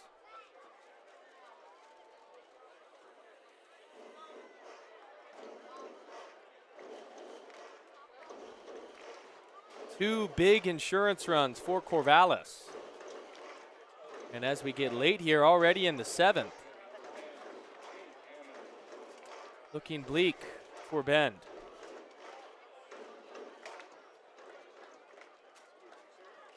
Turns the page to Tate Hammond.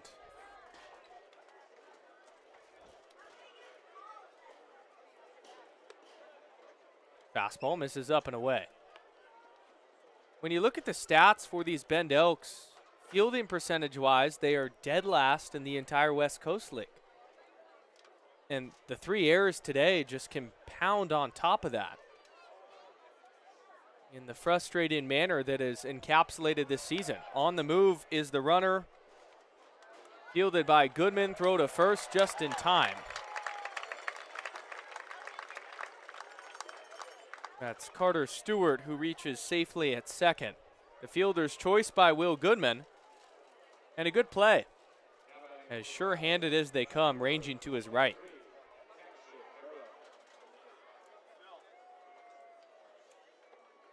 Two gone for Jackson Farah, who is tonight's K batter. And our PA guy, Dom, keeps it rolling. Another correct pick. Sometimes you're just on a heater. Farah takes up and away. He reached on 2 of those free passes earlier, a walk and an error. Now Will Goodman will go and have a chat with Johnson on the mound, maybe getting some signs Carter Stewart could be getting off a little too far for Goodman's liking.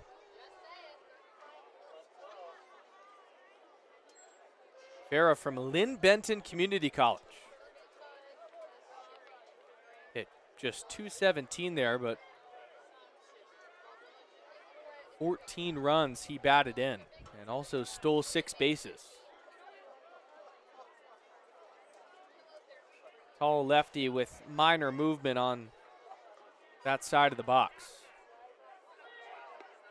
1-0 fastball, called the strike. It's 1-1.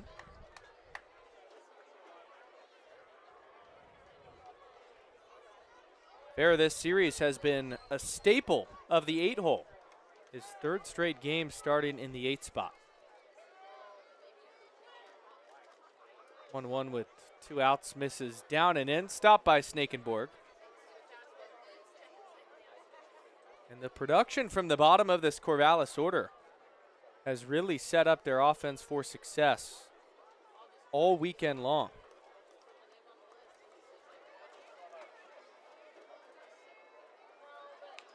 2-1 is tapped foul.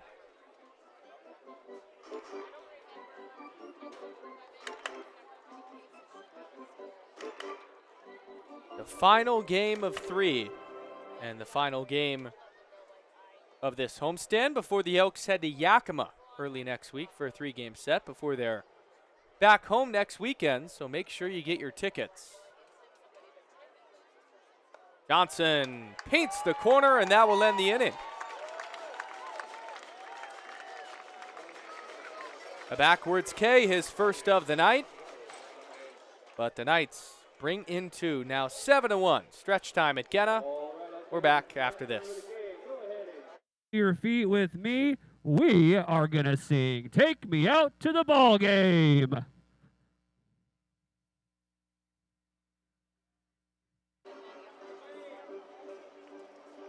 Take me out to the ball game.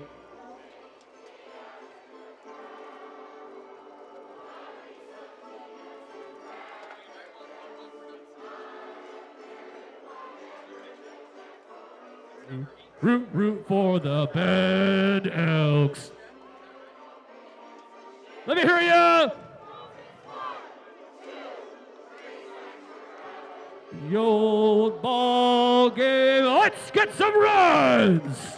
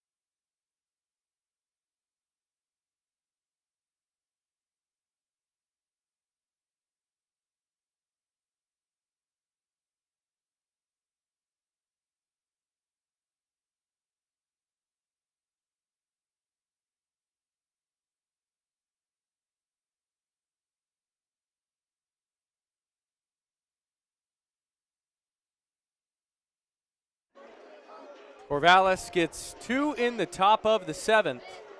Bottom half means a new arm for Corvallis, Colin Novacek. Southpaw, 6'1", 200-pounder from Elkhorn, Nebraska. Now finding his way to the West Coast for the summer. He'll face Cam Beck to start this frame, and Beck wraps one right back where it came from for his first hit as an Elk. 104 off the bat for the powerful righty.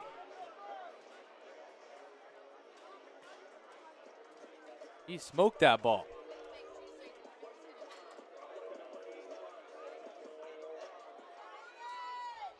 Here's Aiden Tallarico. Check, swing, foul. Just 1 inning so far for Novacek.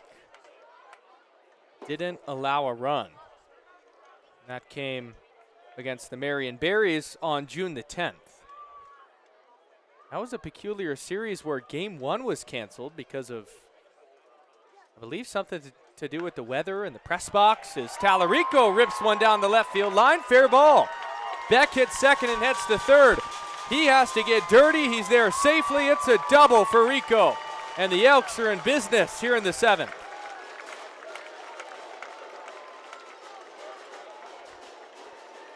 They are all over Colin Novacek.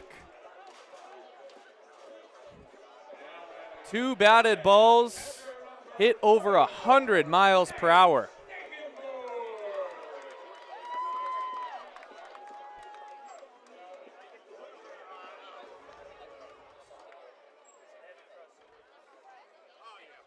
Giving Nate Snakenborg an RBI chance. He'll line one into right center. It's down for a base hit. Beck will score. So will Rico. Elks cut it to 4.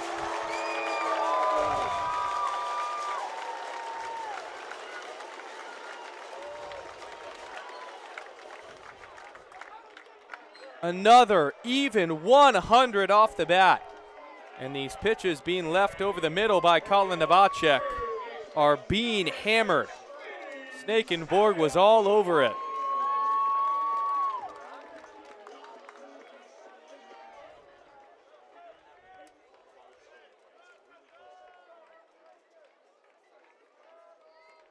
Now Vinny Salvione. Take up and away for a ball. Elks still down by 4, but being able to chip away in this frame is huge.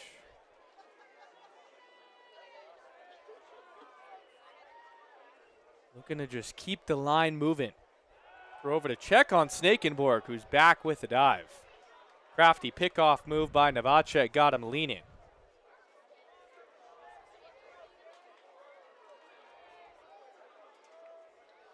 Novacek from the University of Nebraska. Staying home out there. Tails away on the heater, 2-0.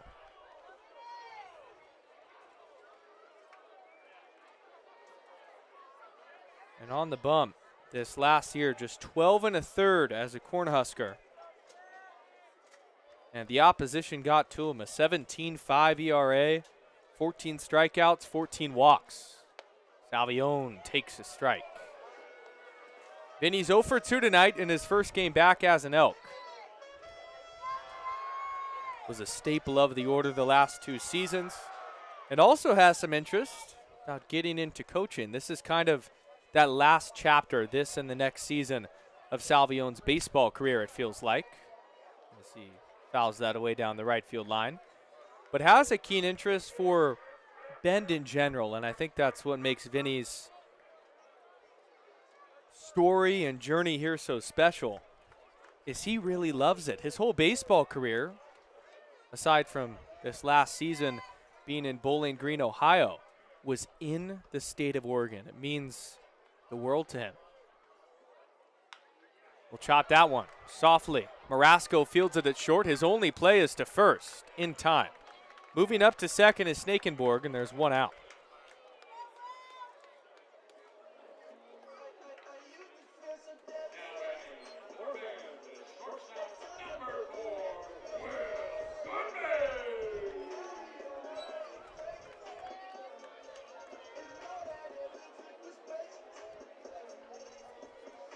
One out for Will Goodman.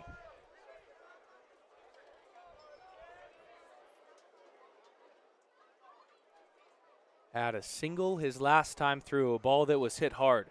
And 2 nice at-bats tonight. Take a breaking ball just up.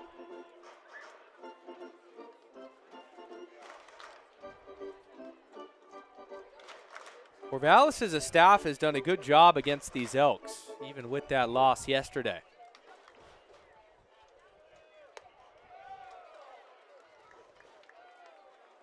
The 3 errors for Corvallis on Saturday night is really what cost him.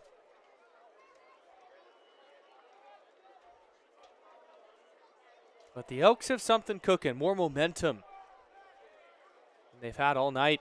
As Goodman takes down and in tight, 3-0. If Goodman were to reach the tying run, well, him and Sisitko would have to reach, but could be. Keaton Nato waiting in the wings. See if he gets turned loose, a green light. Does not, and it's ball 4.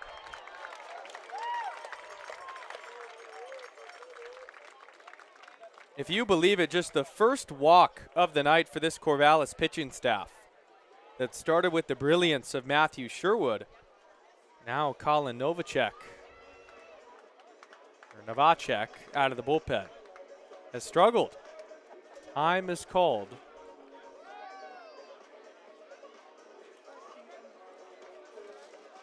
Home plate umpire Michael Ames marking down the mound visits remaining, a rule that has also made its way through summer collegiate baseball. We have attendance for tonight, and it's our best showing of the weekend on Sunday evening. 1,222. This fan base always brings it. And a lot of them still sticking around. I'm convinced that a lot of people in Bend just go to bed early, so those late games aren't as appealing.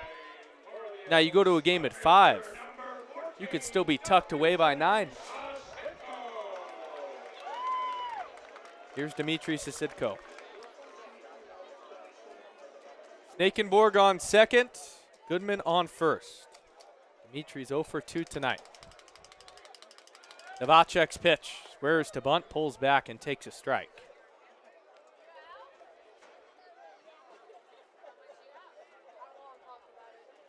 The Coppin State commit, who has been out of this world for the Elks offensively and has been inserted into some big moments.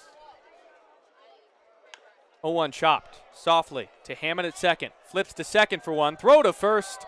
Not in time.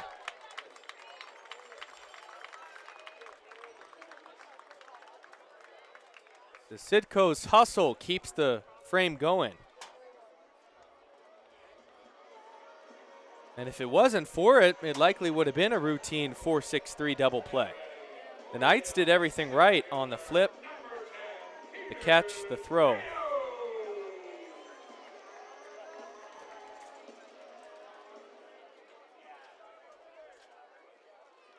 Keaton Nadeau, the batter. Sisitko goes. Pitch misses high. Throw down to the pitcher. Novacek catches it. That old school Little League play to try to catch the runner at third off. But it doesn't work, and Sisitko's got himself a stolen base. Stole 20 at Saddleback College his last college season. Nadeau fouls that one off the fencing. And it makes a loud, banging noise off the metal. Nadeau entered for Will Cahill after Cahill made a couple of errors in center field. Coach Cox was forced to make a move, and in Nadeau's last at-bat, had an RBI single. A huge chance for the Elks. One that you feel like they need to take for momentum purposes. Nadeau takes in tight, 3-1. On deck is Isaiah Fudge.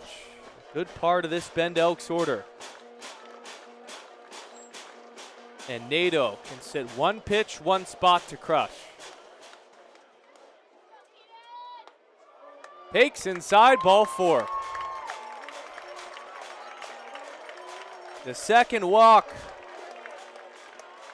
from Colin Novacek, and since he's entered, he just hasn't had it.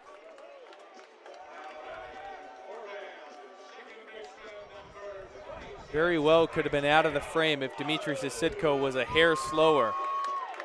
But beating out that fielder's choice that could have been a double play has kept this inning going. And just like that, Isaiah Fudge represents the tying run with 2 gone in this inning.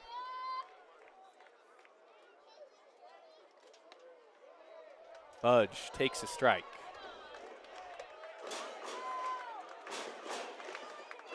Goodman on third, Sisitko on second, Nadeau on first. Left on left to Fudge, who's 0 for 3 tonight. Breaking ball, laced right at the second baseman and Hammond, and he caught it. to end the inning.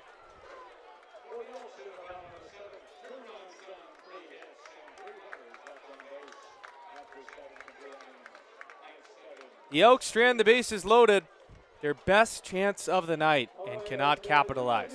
To the 8th, 7-3 Knights on the Bend Elks YouTube page.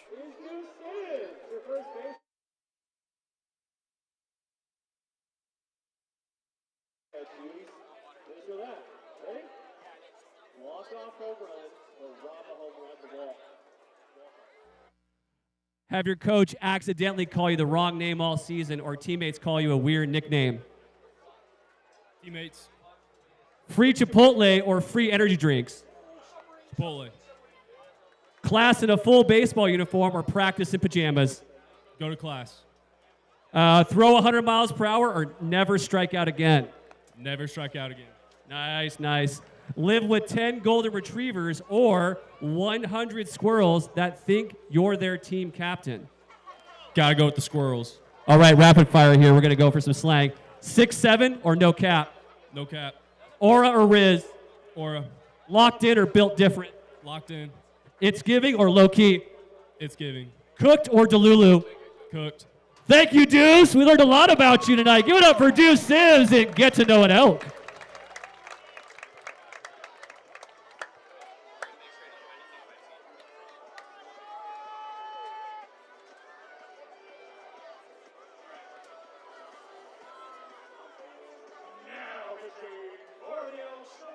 Well, I love Locked In. I think that was a good choice. Locked In over Riz. What else was there? Likes Aura. All the buzzwords. 6'7" or no cap. I would have gone 6'7". No cap's kind of out of style, but it's all good. I used cap the other day. Friend was talking to me about some World Cup stuff, but that's besides the point. I said, that's cap. I guess that's still popular. Elks, though, they trail 7-3 aside from the brain rot. We're going to the 8th. Love that segment, though. Deuce Sims, if you're watching this back, you killed it, man. You really did. Siegel, Medina, and Garvey coming up this frame. I can't believe they just did that. That's good. Alex Figueroa, the new pitcher on the mound.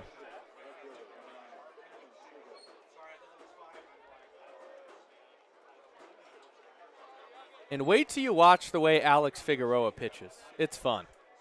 Funky! Called a strike.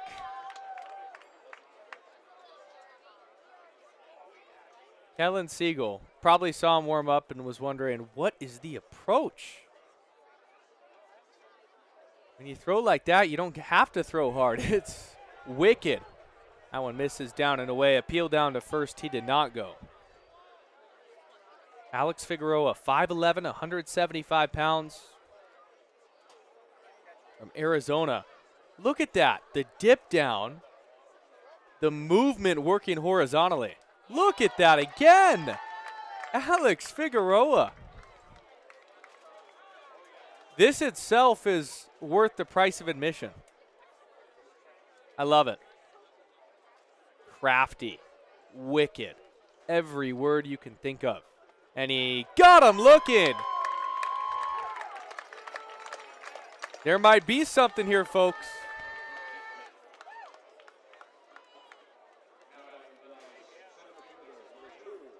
Wow. To the top of the order, it's Max Medina. Medina 1 for 4 tonight, the lefty. Still an 876 OPS, squares to bunt, gets it down up the first base line. Just trickles foul. You'd imagine that with that funky arm angle, it makes it difficult at times to field your own position. A bunt with a guy that's completely sidearm, it'd be hard to pop back up, field it, and then get a speedy Medina at first.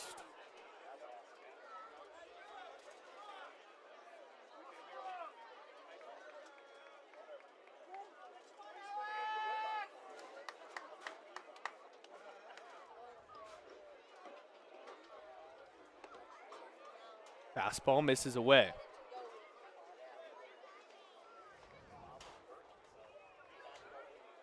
Alex Figueroa a year ago was with the Walla Walla Sweets. 4-2 with the 3.09 ERA. And I remember when the Elks faced him having this similar reaction of, how could you possibly hit this? Shades of maybe a Tyler Rogers in the MLB. His is much more drastic, where his knuckles are practically scraping the dirt. That one misses low, but this is almost a low 3/4 arm slot that is still very hard to pick up.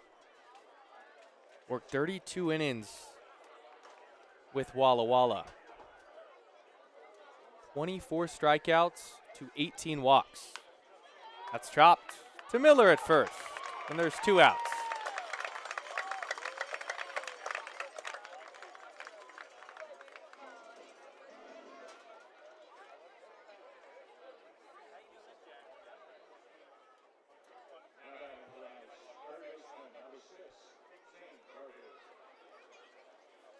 Two outs for Zane Garvey. Alex Figueroa making his name known in his first appearance here in Bend. Was it Northwestern Oklahoma State this last year? Pitch to Garvey, misses down. Zane Garvey has been the walk machine this weekend. He walked 5 times on Friday, once last night, and twice tonight. Fastball scrapes the top of the zone, 1-1.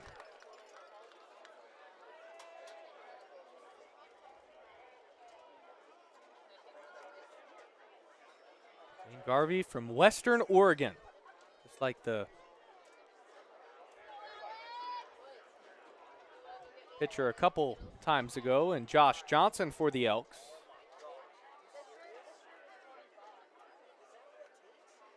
Garvey, a good lefty, 6'4", 190-pounder. Southridge High School in Beaverton. Line that one to the left. Sasidko straight back all the way to the track, and he leaps up to make the catch.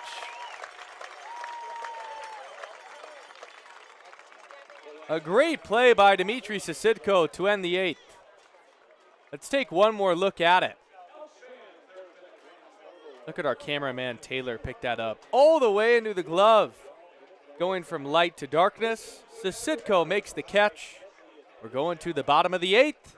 Elks down by 4, looking to mount a comeback.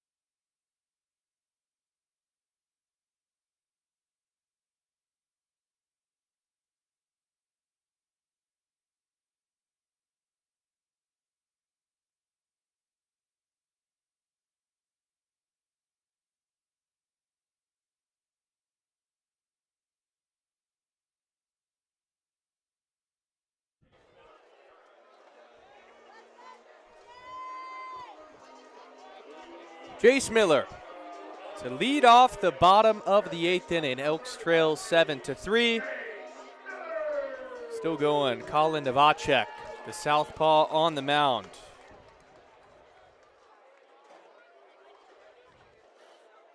Miller 0 for 3 so far tonight.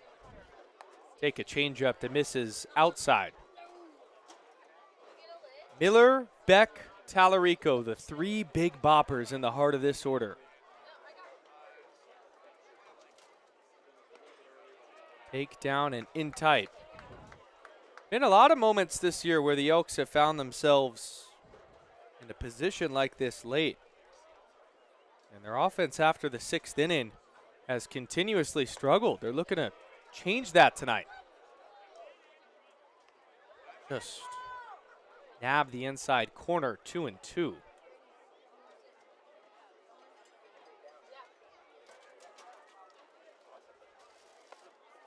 Called a strike, or make that 2-2. After the 2-0 heater.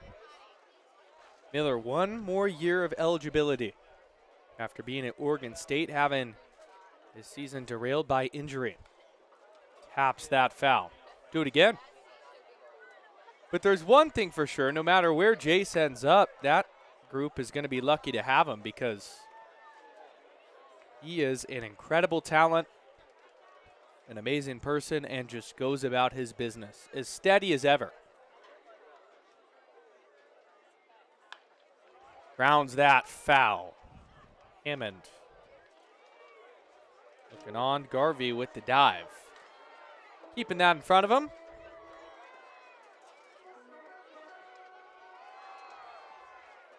Repping the red, white, and blue on this Flag Day. See some folks in the crowd too with their stars and stripes. Miller takes high, full count. You get that leadoff base runner on when you're down by 4, and you start to think even more positively that the rally isn't as far-fetched as it may seem. Grounds that foul. Miller stays alive. He's been quiet to start his season this year with the Bend Elks, but still hitting the ball so hard. Got him swinging, though, on a changeup by Novacek, and there's one gone.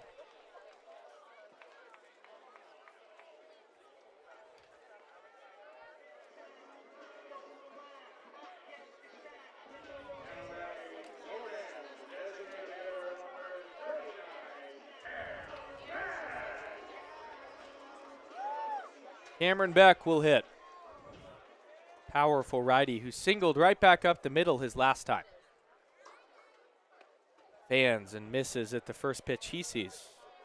Novacek was really in trouble when he first entered this outing, but he has started to settle in for Corvallis. Piggybacking off of a brilliant start from Matthew Sherwood. Changeup runs down and away.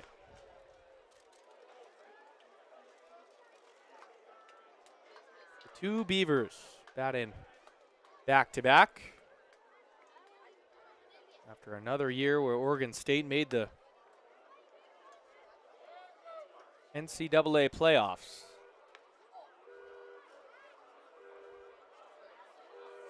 Every bit of him, orange and black, paying homage to Oregon State.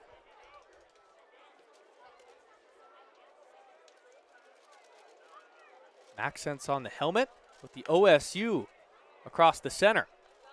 High chopper that time to Garvey at third, his throw to first, 2 outs.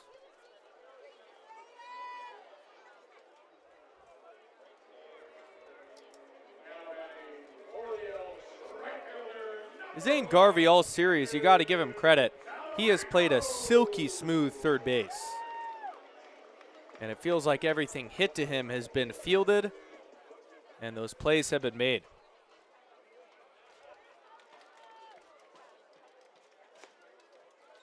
Aiden Tallarico will take a strike on the outside corner.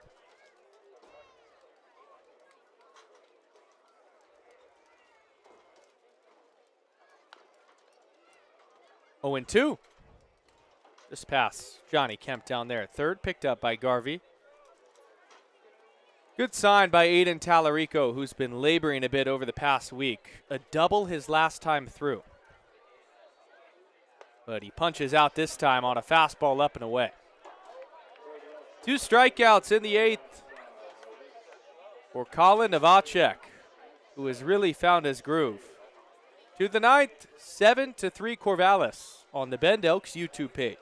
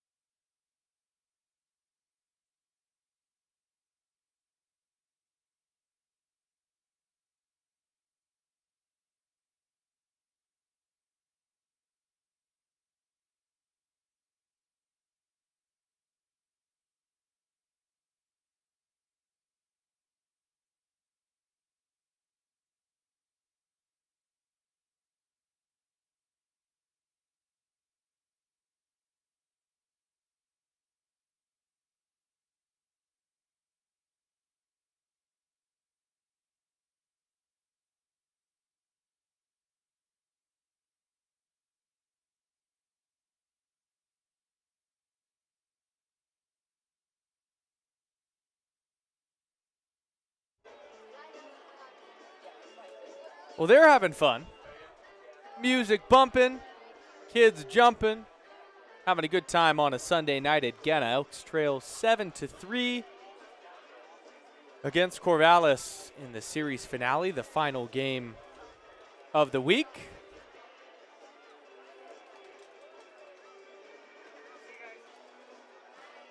Week that started with a couple of non-league games featuring a content creator showcase on Thursday night with Trevor May, Clint Frazier, Will Taylor.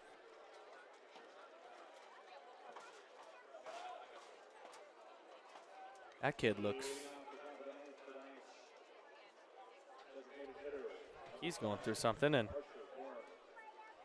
I feel that. Down 4. Here's Archer Horn.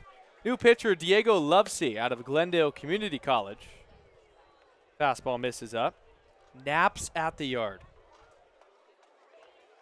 What beats it?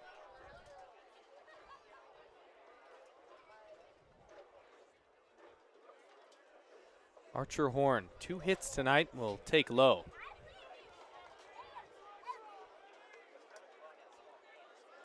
You can see Horn really a star in the making, and that top 70 draft prospect rating makes perfect sense when you watch him go about his business. He'll take down and in. Tall frame, slick fielding, middle infielder who can also play at third. But the plate discipline for his age, being such a young high school player, jumps off the page. First look we've gotten at Lovesey. Fastball called a strike. 32 1/3 Lovesey had at Glendale Community College. 6.4 ERA there, 1.6 whip with 23 punch-outs. Dribbled foul up the first base line.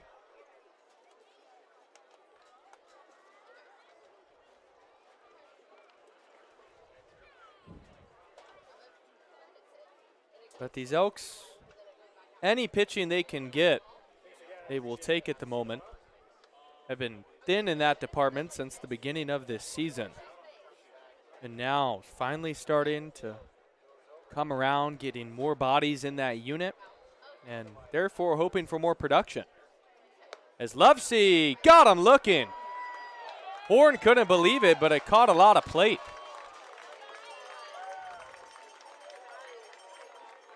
Great job working back by Diego Lovesey for out number 1. I mean, Horn almost fell to his knees and then jumped out of his shoes. Really thought it was ball 4. Here's the other look at it. The bat toss, the flip, like a gymnast. Perfect 10 score. Now Trey Swigert.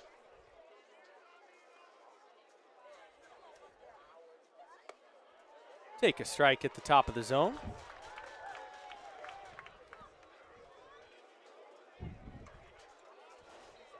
Elks pitching staff had a bottom 2 ERA collectively in the entire West Coast League. So they're hoping, and you see some flashes from Diego Lovesey, that these new faces can turn things around. Alan Cox chatting it up with some of the Elks just outside of the dugout.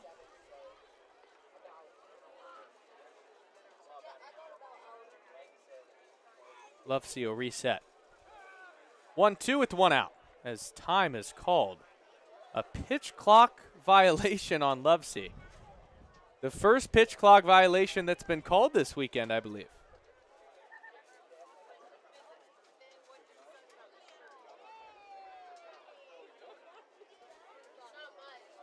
That's a weird one because it looked like Lovesey prior stepped off. Breaking ball folds just outside.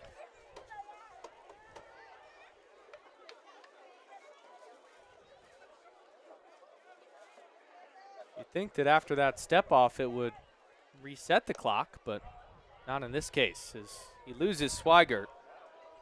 on the walk, the third time that Trey Swigert has been on via free pass.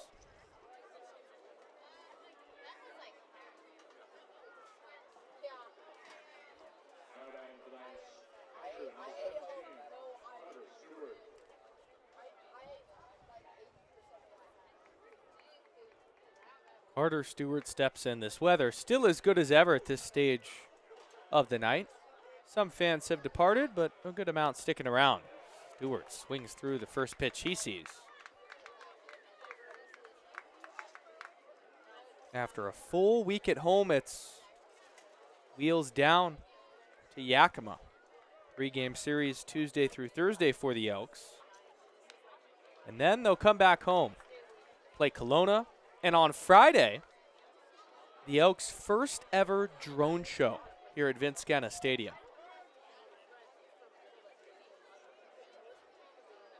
And maybe leaking what could be a possibility for this stream moving forward. I'll leave it at that. Fastball. Just inside. That caught a lot of plate, but didn't get the call from Michael Ames.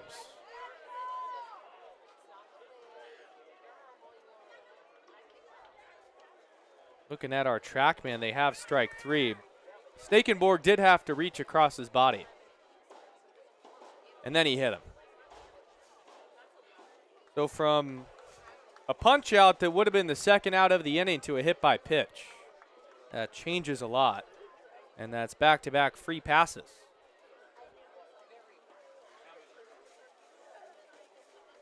Now a mound visit from Wes Harper. Going chat with Lovesey. Looks like nobody's warming up in the bullpen, so this is just a talking to get Lovesey going in this inning. And Wes Harper, similar to Mike Maddox, longtime pitching coach in Major League Baseball. His nickname is the Claw because he grabs the shoulder of his pitchers when he talks to them. And Wes Harper just gave him the claw.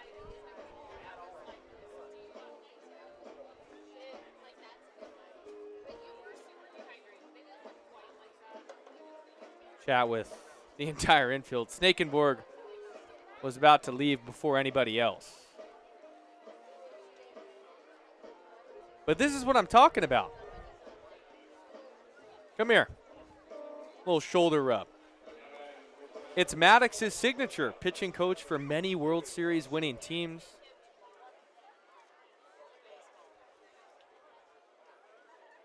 Look it up.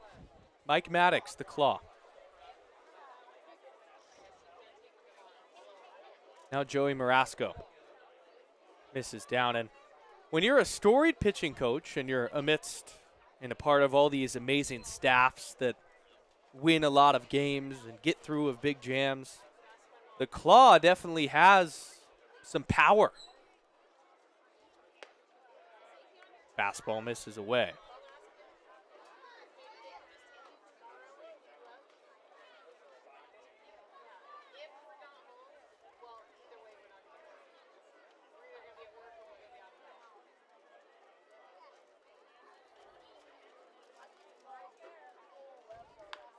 Two-0, fouled away.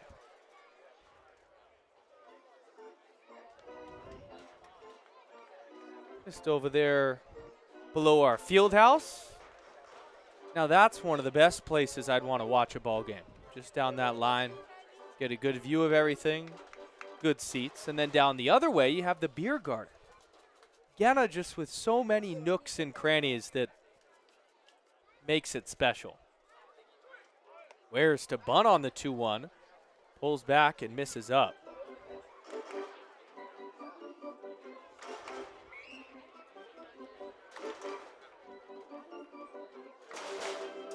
Two runs batted in tonight for Joey Marasco.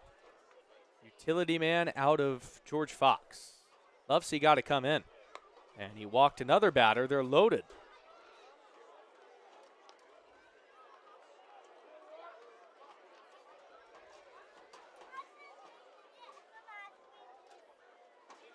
Whatever the extreme word it would be For instead of I sound like a broken record, I sound like blank. Maybe you guys can help me out.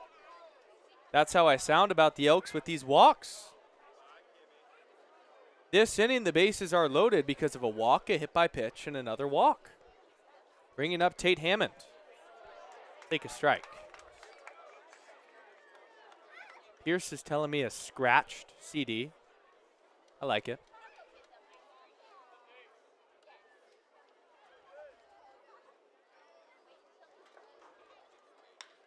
Hammond flares one. Left field. So Sidko goes back. He reaches up and makes the catch.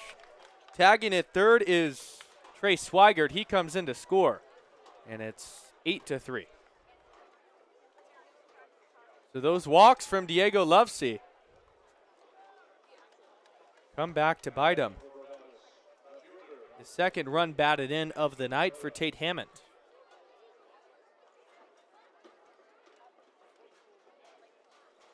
I think even more extreme than a broken record would be maybe the record player completely being demolished.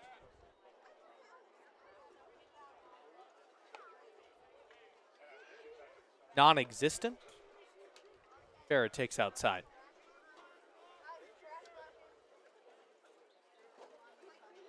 Nine walks tonight for this Elk staff.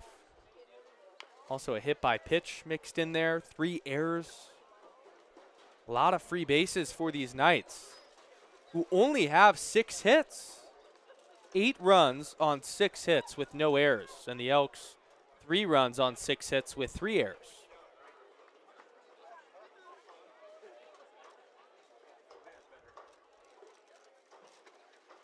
Jackson Farrah was tonight's K-man. He struck out, also reached on a walk and an error. That one just got the bottom of the zone.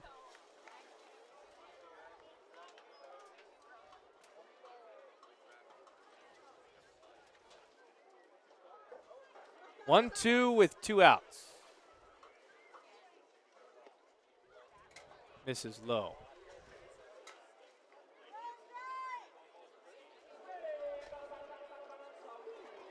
In a rematch of the postseason from a year ago, Corvallis took game 1, Elks took game 2, and in this series finale, it's been all Knights. Full count. And with it being 3-2 and 2 outs, both Stewart and Marasco on the move as soon as Lovesey lifts his leg and commits home.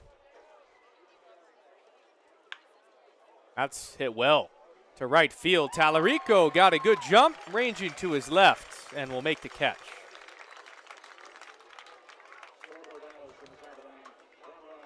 Corvallis gets 1 run on no hits after the 3 straight free passes to start the inning.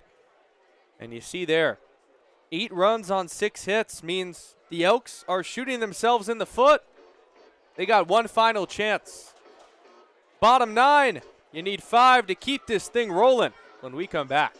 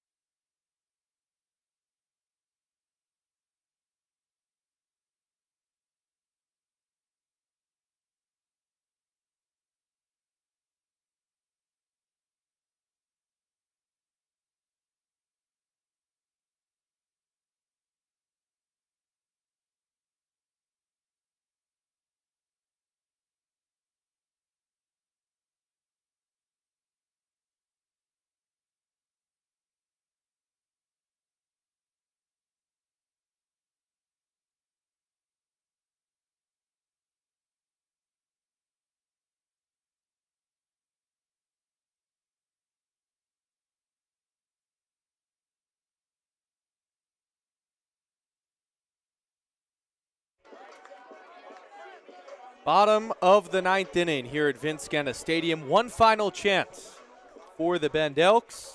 Nate Snakenborg starting things off. And against the man that I was just complimenting at third base all night. It's Zane Garvey, who is now pitching to close out the game here in the final frame. Zane Garvey did some pitching at Western Oregon, so he's had experience in this role. And he fires in 86 right by the piece of lumber by Snakenborg.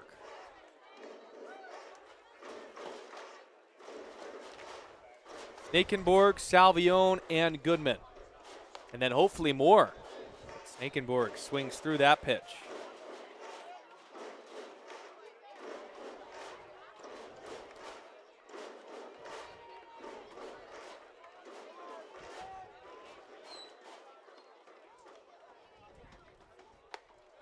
Two-hit night so far from Nate Snakenborg. And had the big swing in the 7th that brought in 2 runs.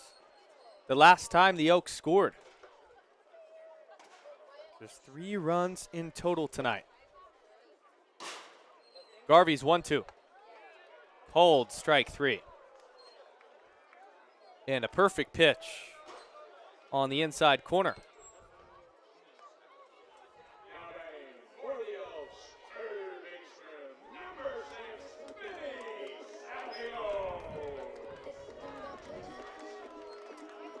Vinny Salvione. You gotta push the pedal to the metal now, or it's a lost cause. Salvione 0 for 3 tonight.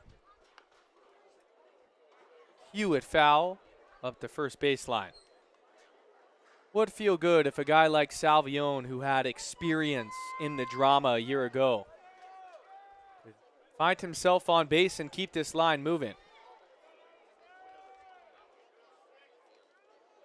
So many times last year, Salvione and Miller in big spots came through. Now 1-1. For the majority of 2025, Salvione hit over 300 with the Elks. As the fans still in attendance, looking to get a rally started. It all starts with 1.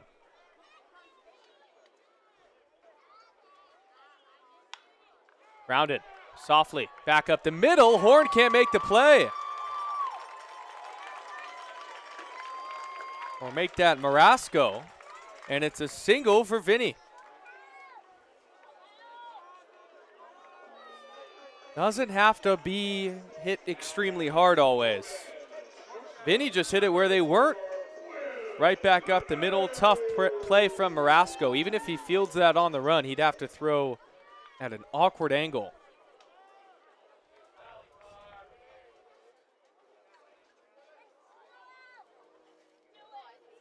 Will Goodman, the Bend product, take a breaking ball for a strike. A lot of those members from Bend South Little League still in attendance, and Will Goodman grew up coming to these games in their shoes as a Bend youth baseball player at one point in time. A full circle moment now. Take a fastball low. Remembered asking for autographs and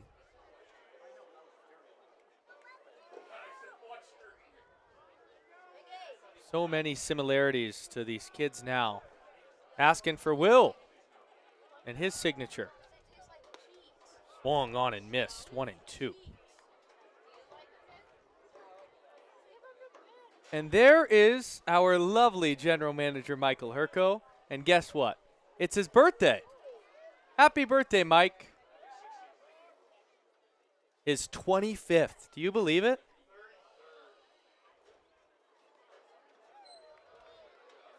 I know the beard makes it seem like he's much older, but I'm telling you, he just graduated college, finally getting things moving. A house, kids. And he's ready to embark on this next stage in his life.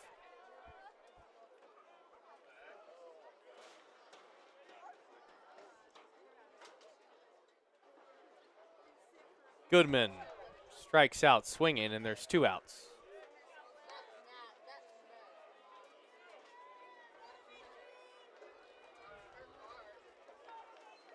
Dmitry Sisidko, the final chance for Bend.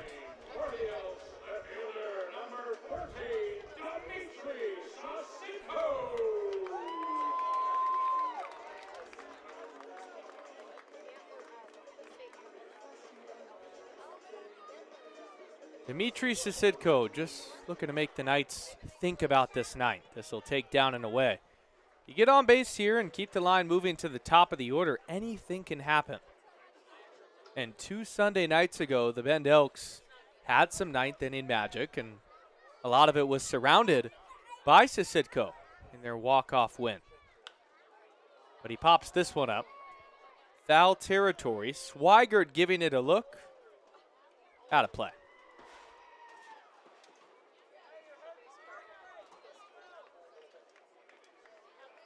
Look at all the Little Leaguers getting ready to ask for some autographs post-game. What would make that penmanship even more pretty would be if there was a comeback here. But Sisidko is going to bound that one into the ground. The second baseman in Hammond picks it up. His throw to first gets by Swigert. To third goes Salvione. Sisidko to second. And a rare mistake from the Corvallis Knights. Was this again the ball getting lost in the sun?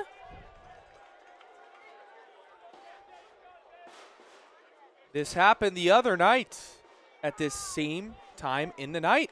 And I think Swigert didn't see that ball. With where the sun is at right now, I believe that just was never picked up. And this rare complexion and the way that the stadium is built, he just whiffed on it. So it opens the door for Keaton Nadeau. Sometimes all it takes is just some luck, frankly. First error of the night for the Knights. Nadeau's already got an RBI. Garvey fires and it's fouled back.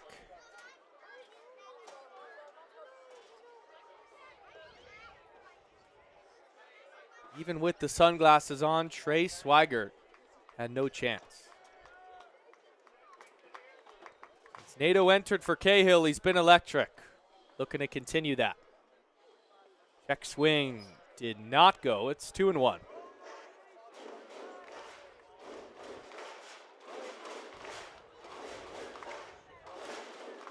After the hit by Vinny Salvione, the Elks, despite being down by 5, are now out-hitting Corvallis.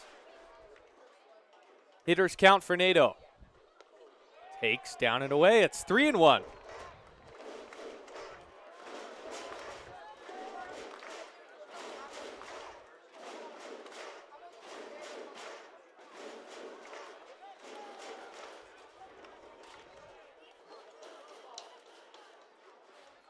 Can sit on one pitch. Garvey comes set. 3-1. Ball 4. They're loaded for Isaiah Fudge. That error by Trey Swigert keeps this inning going after Nadeau walks. And a guy as talented as Isaiah Fudge is the type of hitter you want up.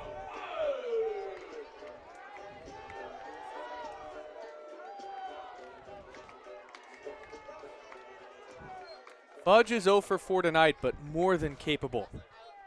Out of Quincy, Division II All-American, and just a .222 OPS since becoming an Elk. But you figure that's soon to change. Take a strike, just nabbing the outer third. Now committed to Tampa University, going back home.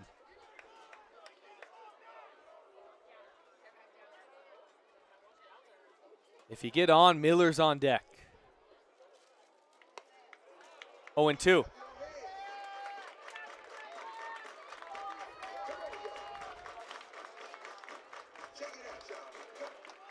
Elks now down to their final strike. Salvione on third, Sisidko on second, Nadeau on first. As Garvey looks in. Got him swinging. And that will end the ball game.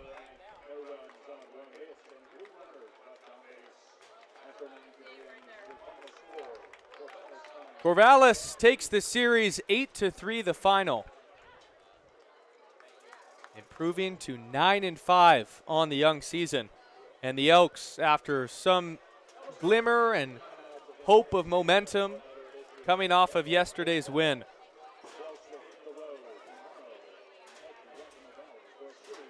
dropped the series. And that is their third straight series loss. Now 4-8.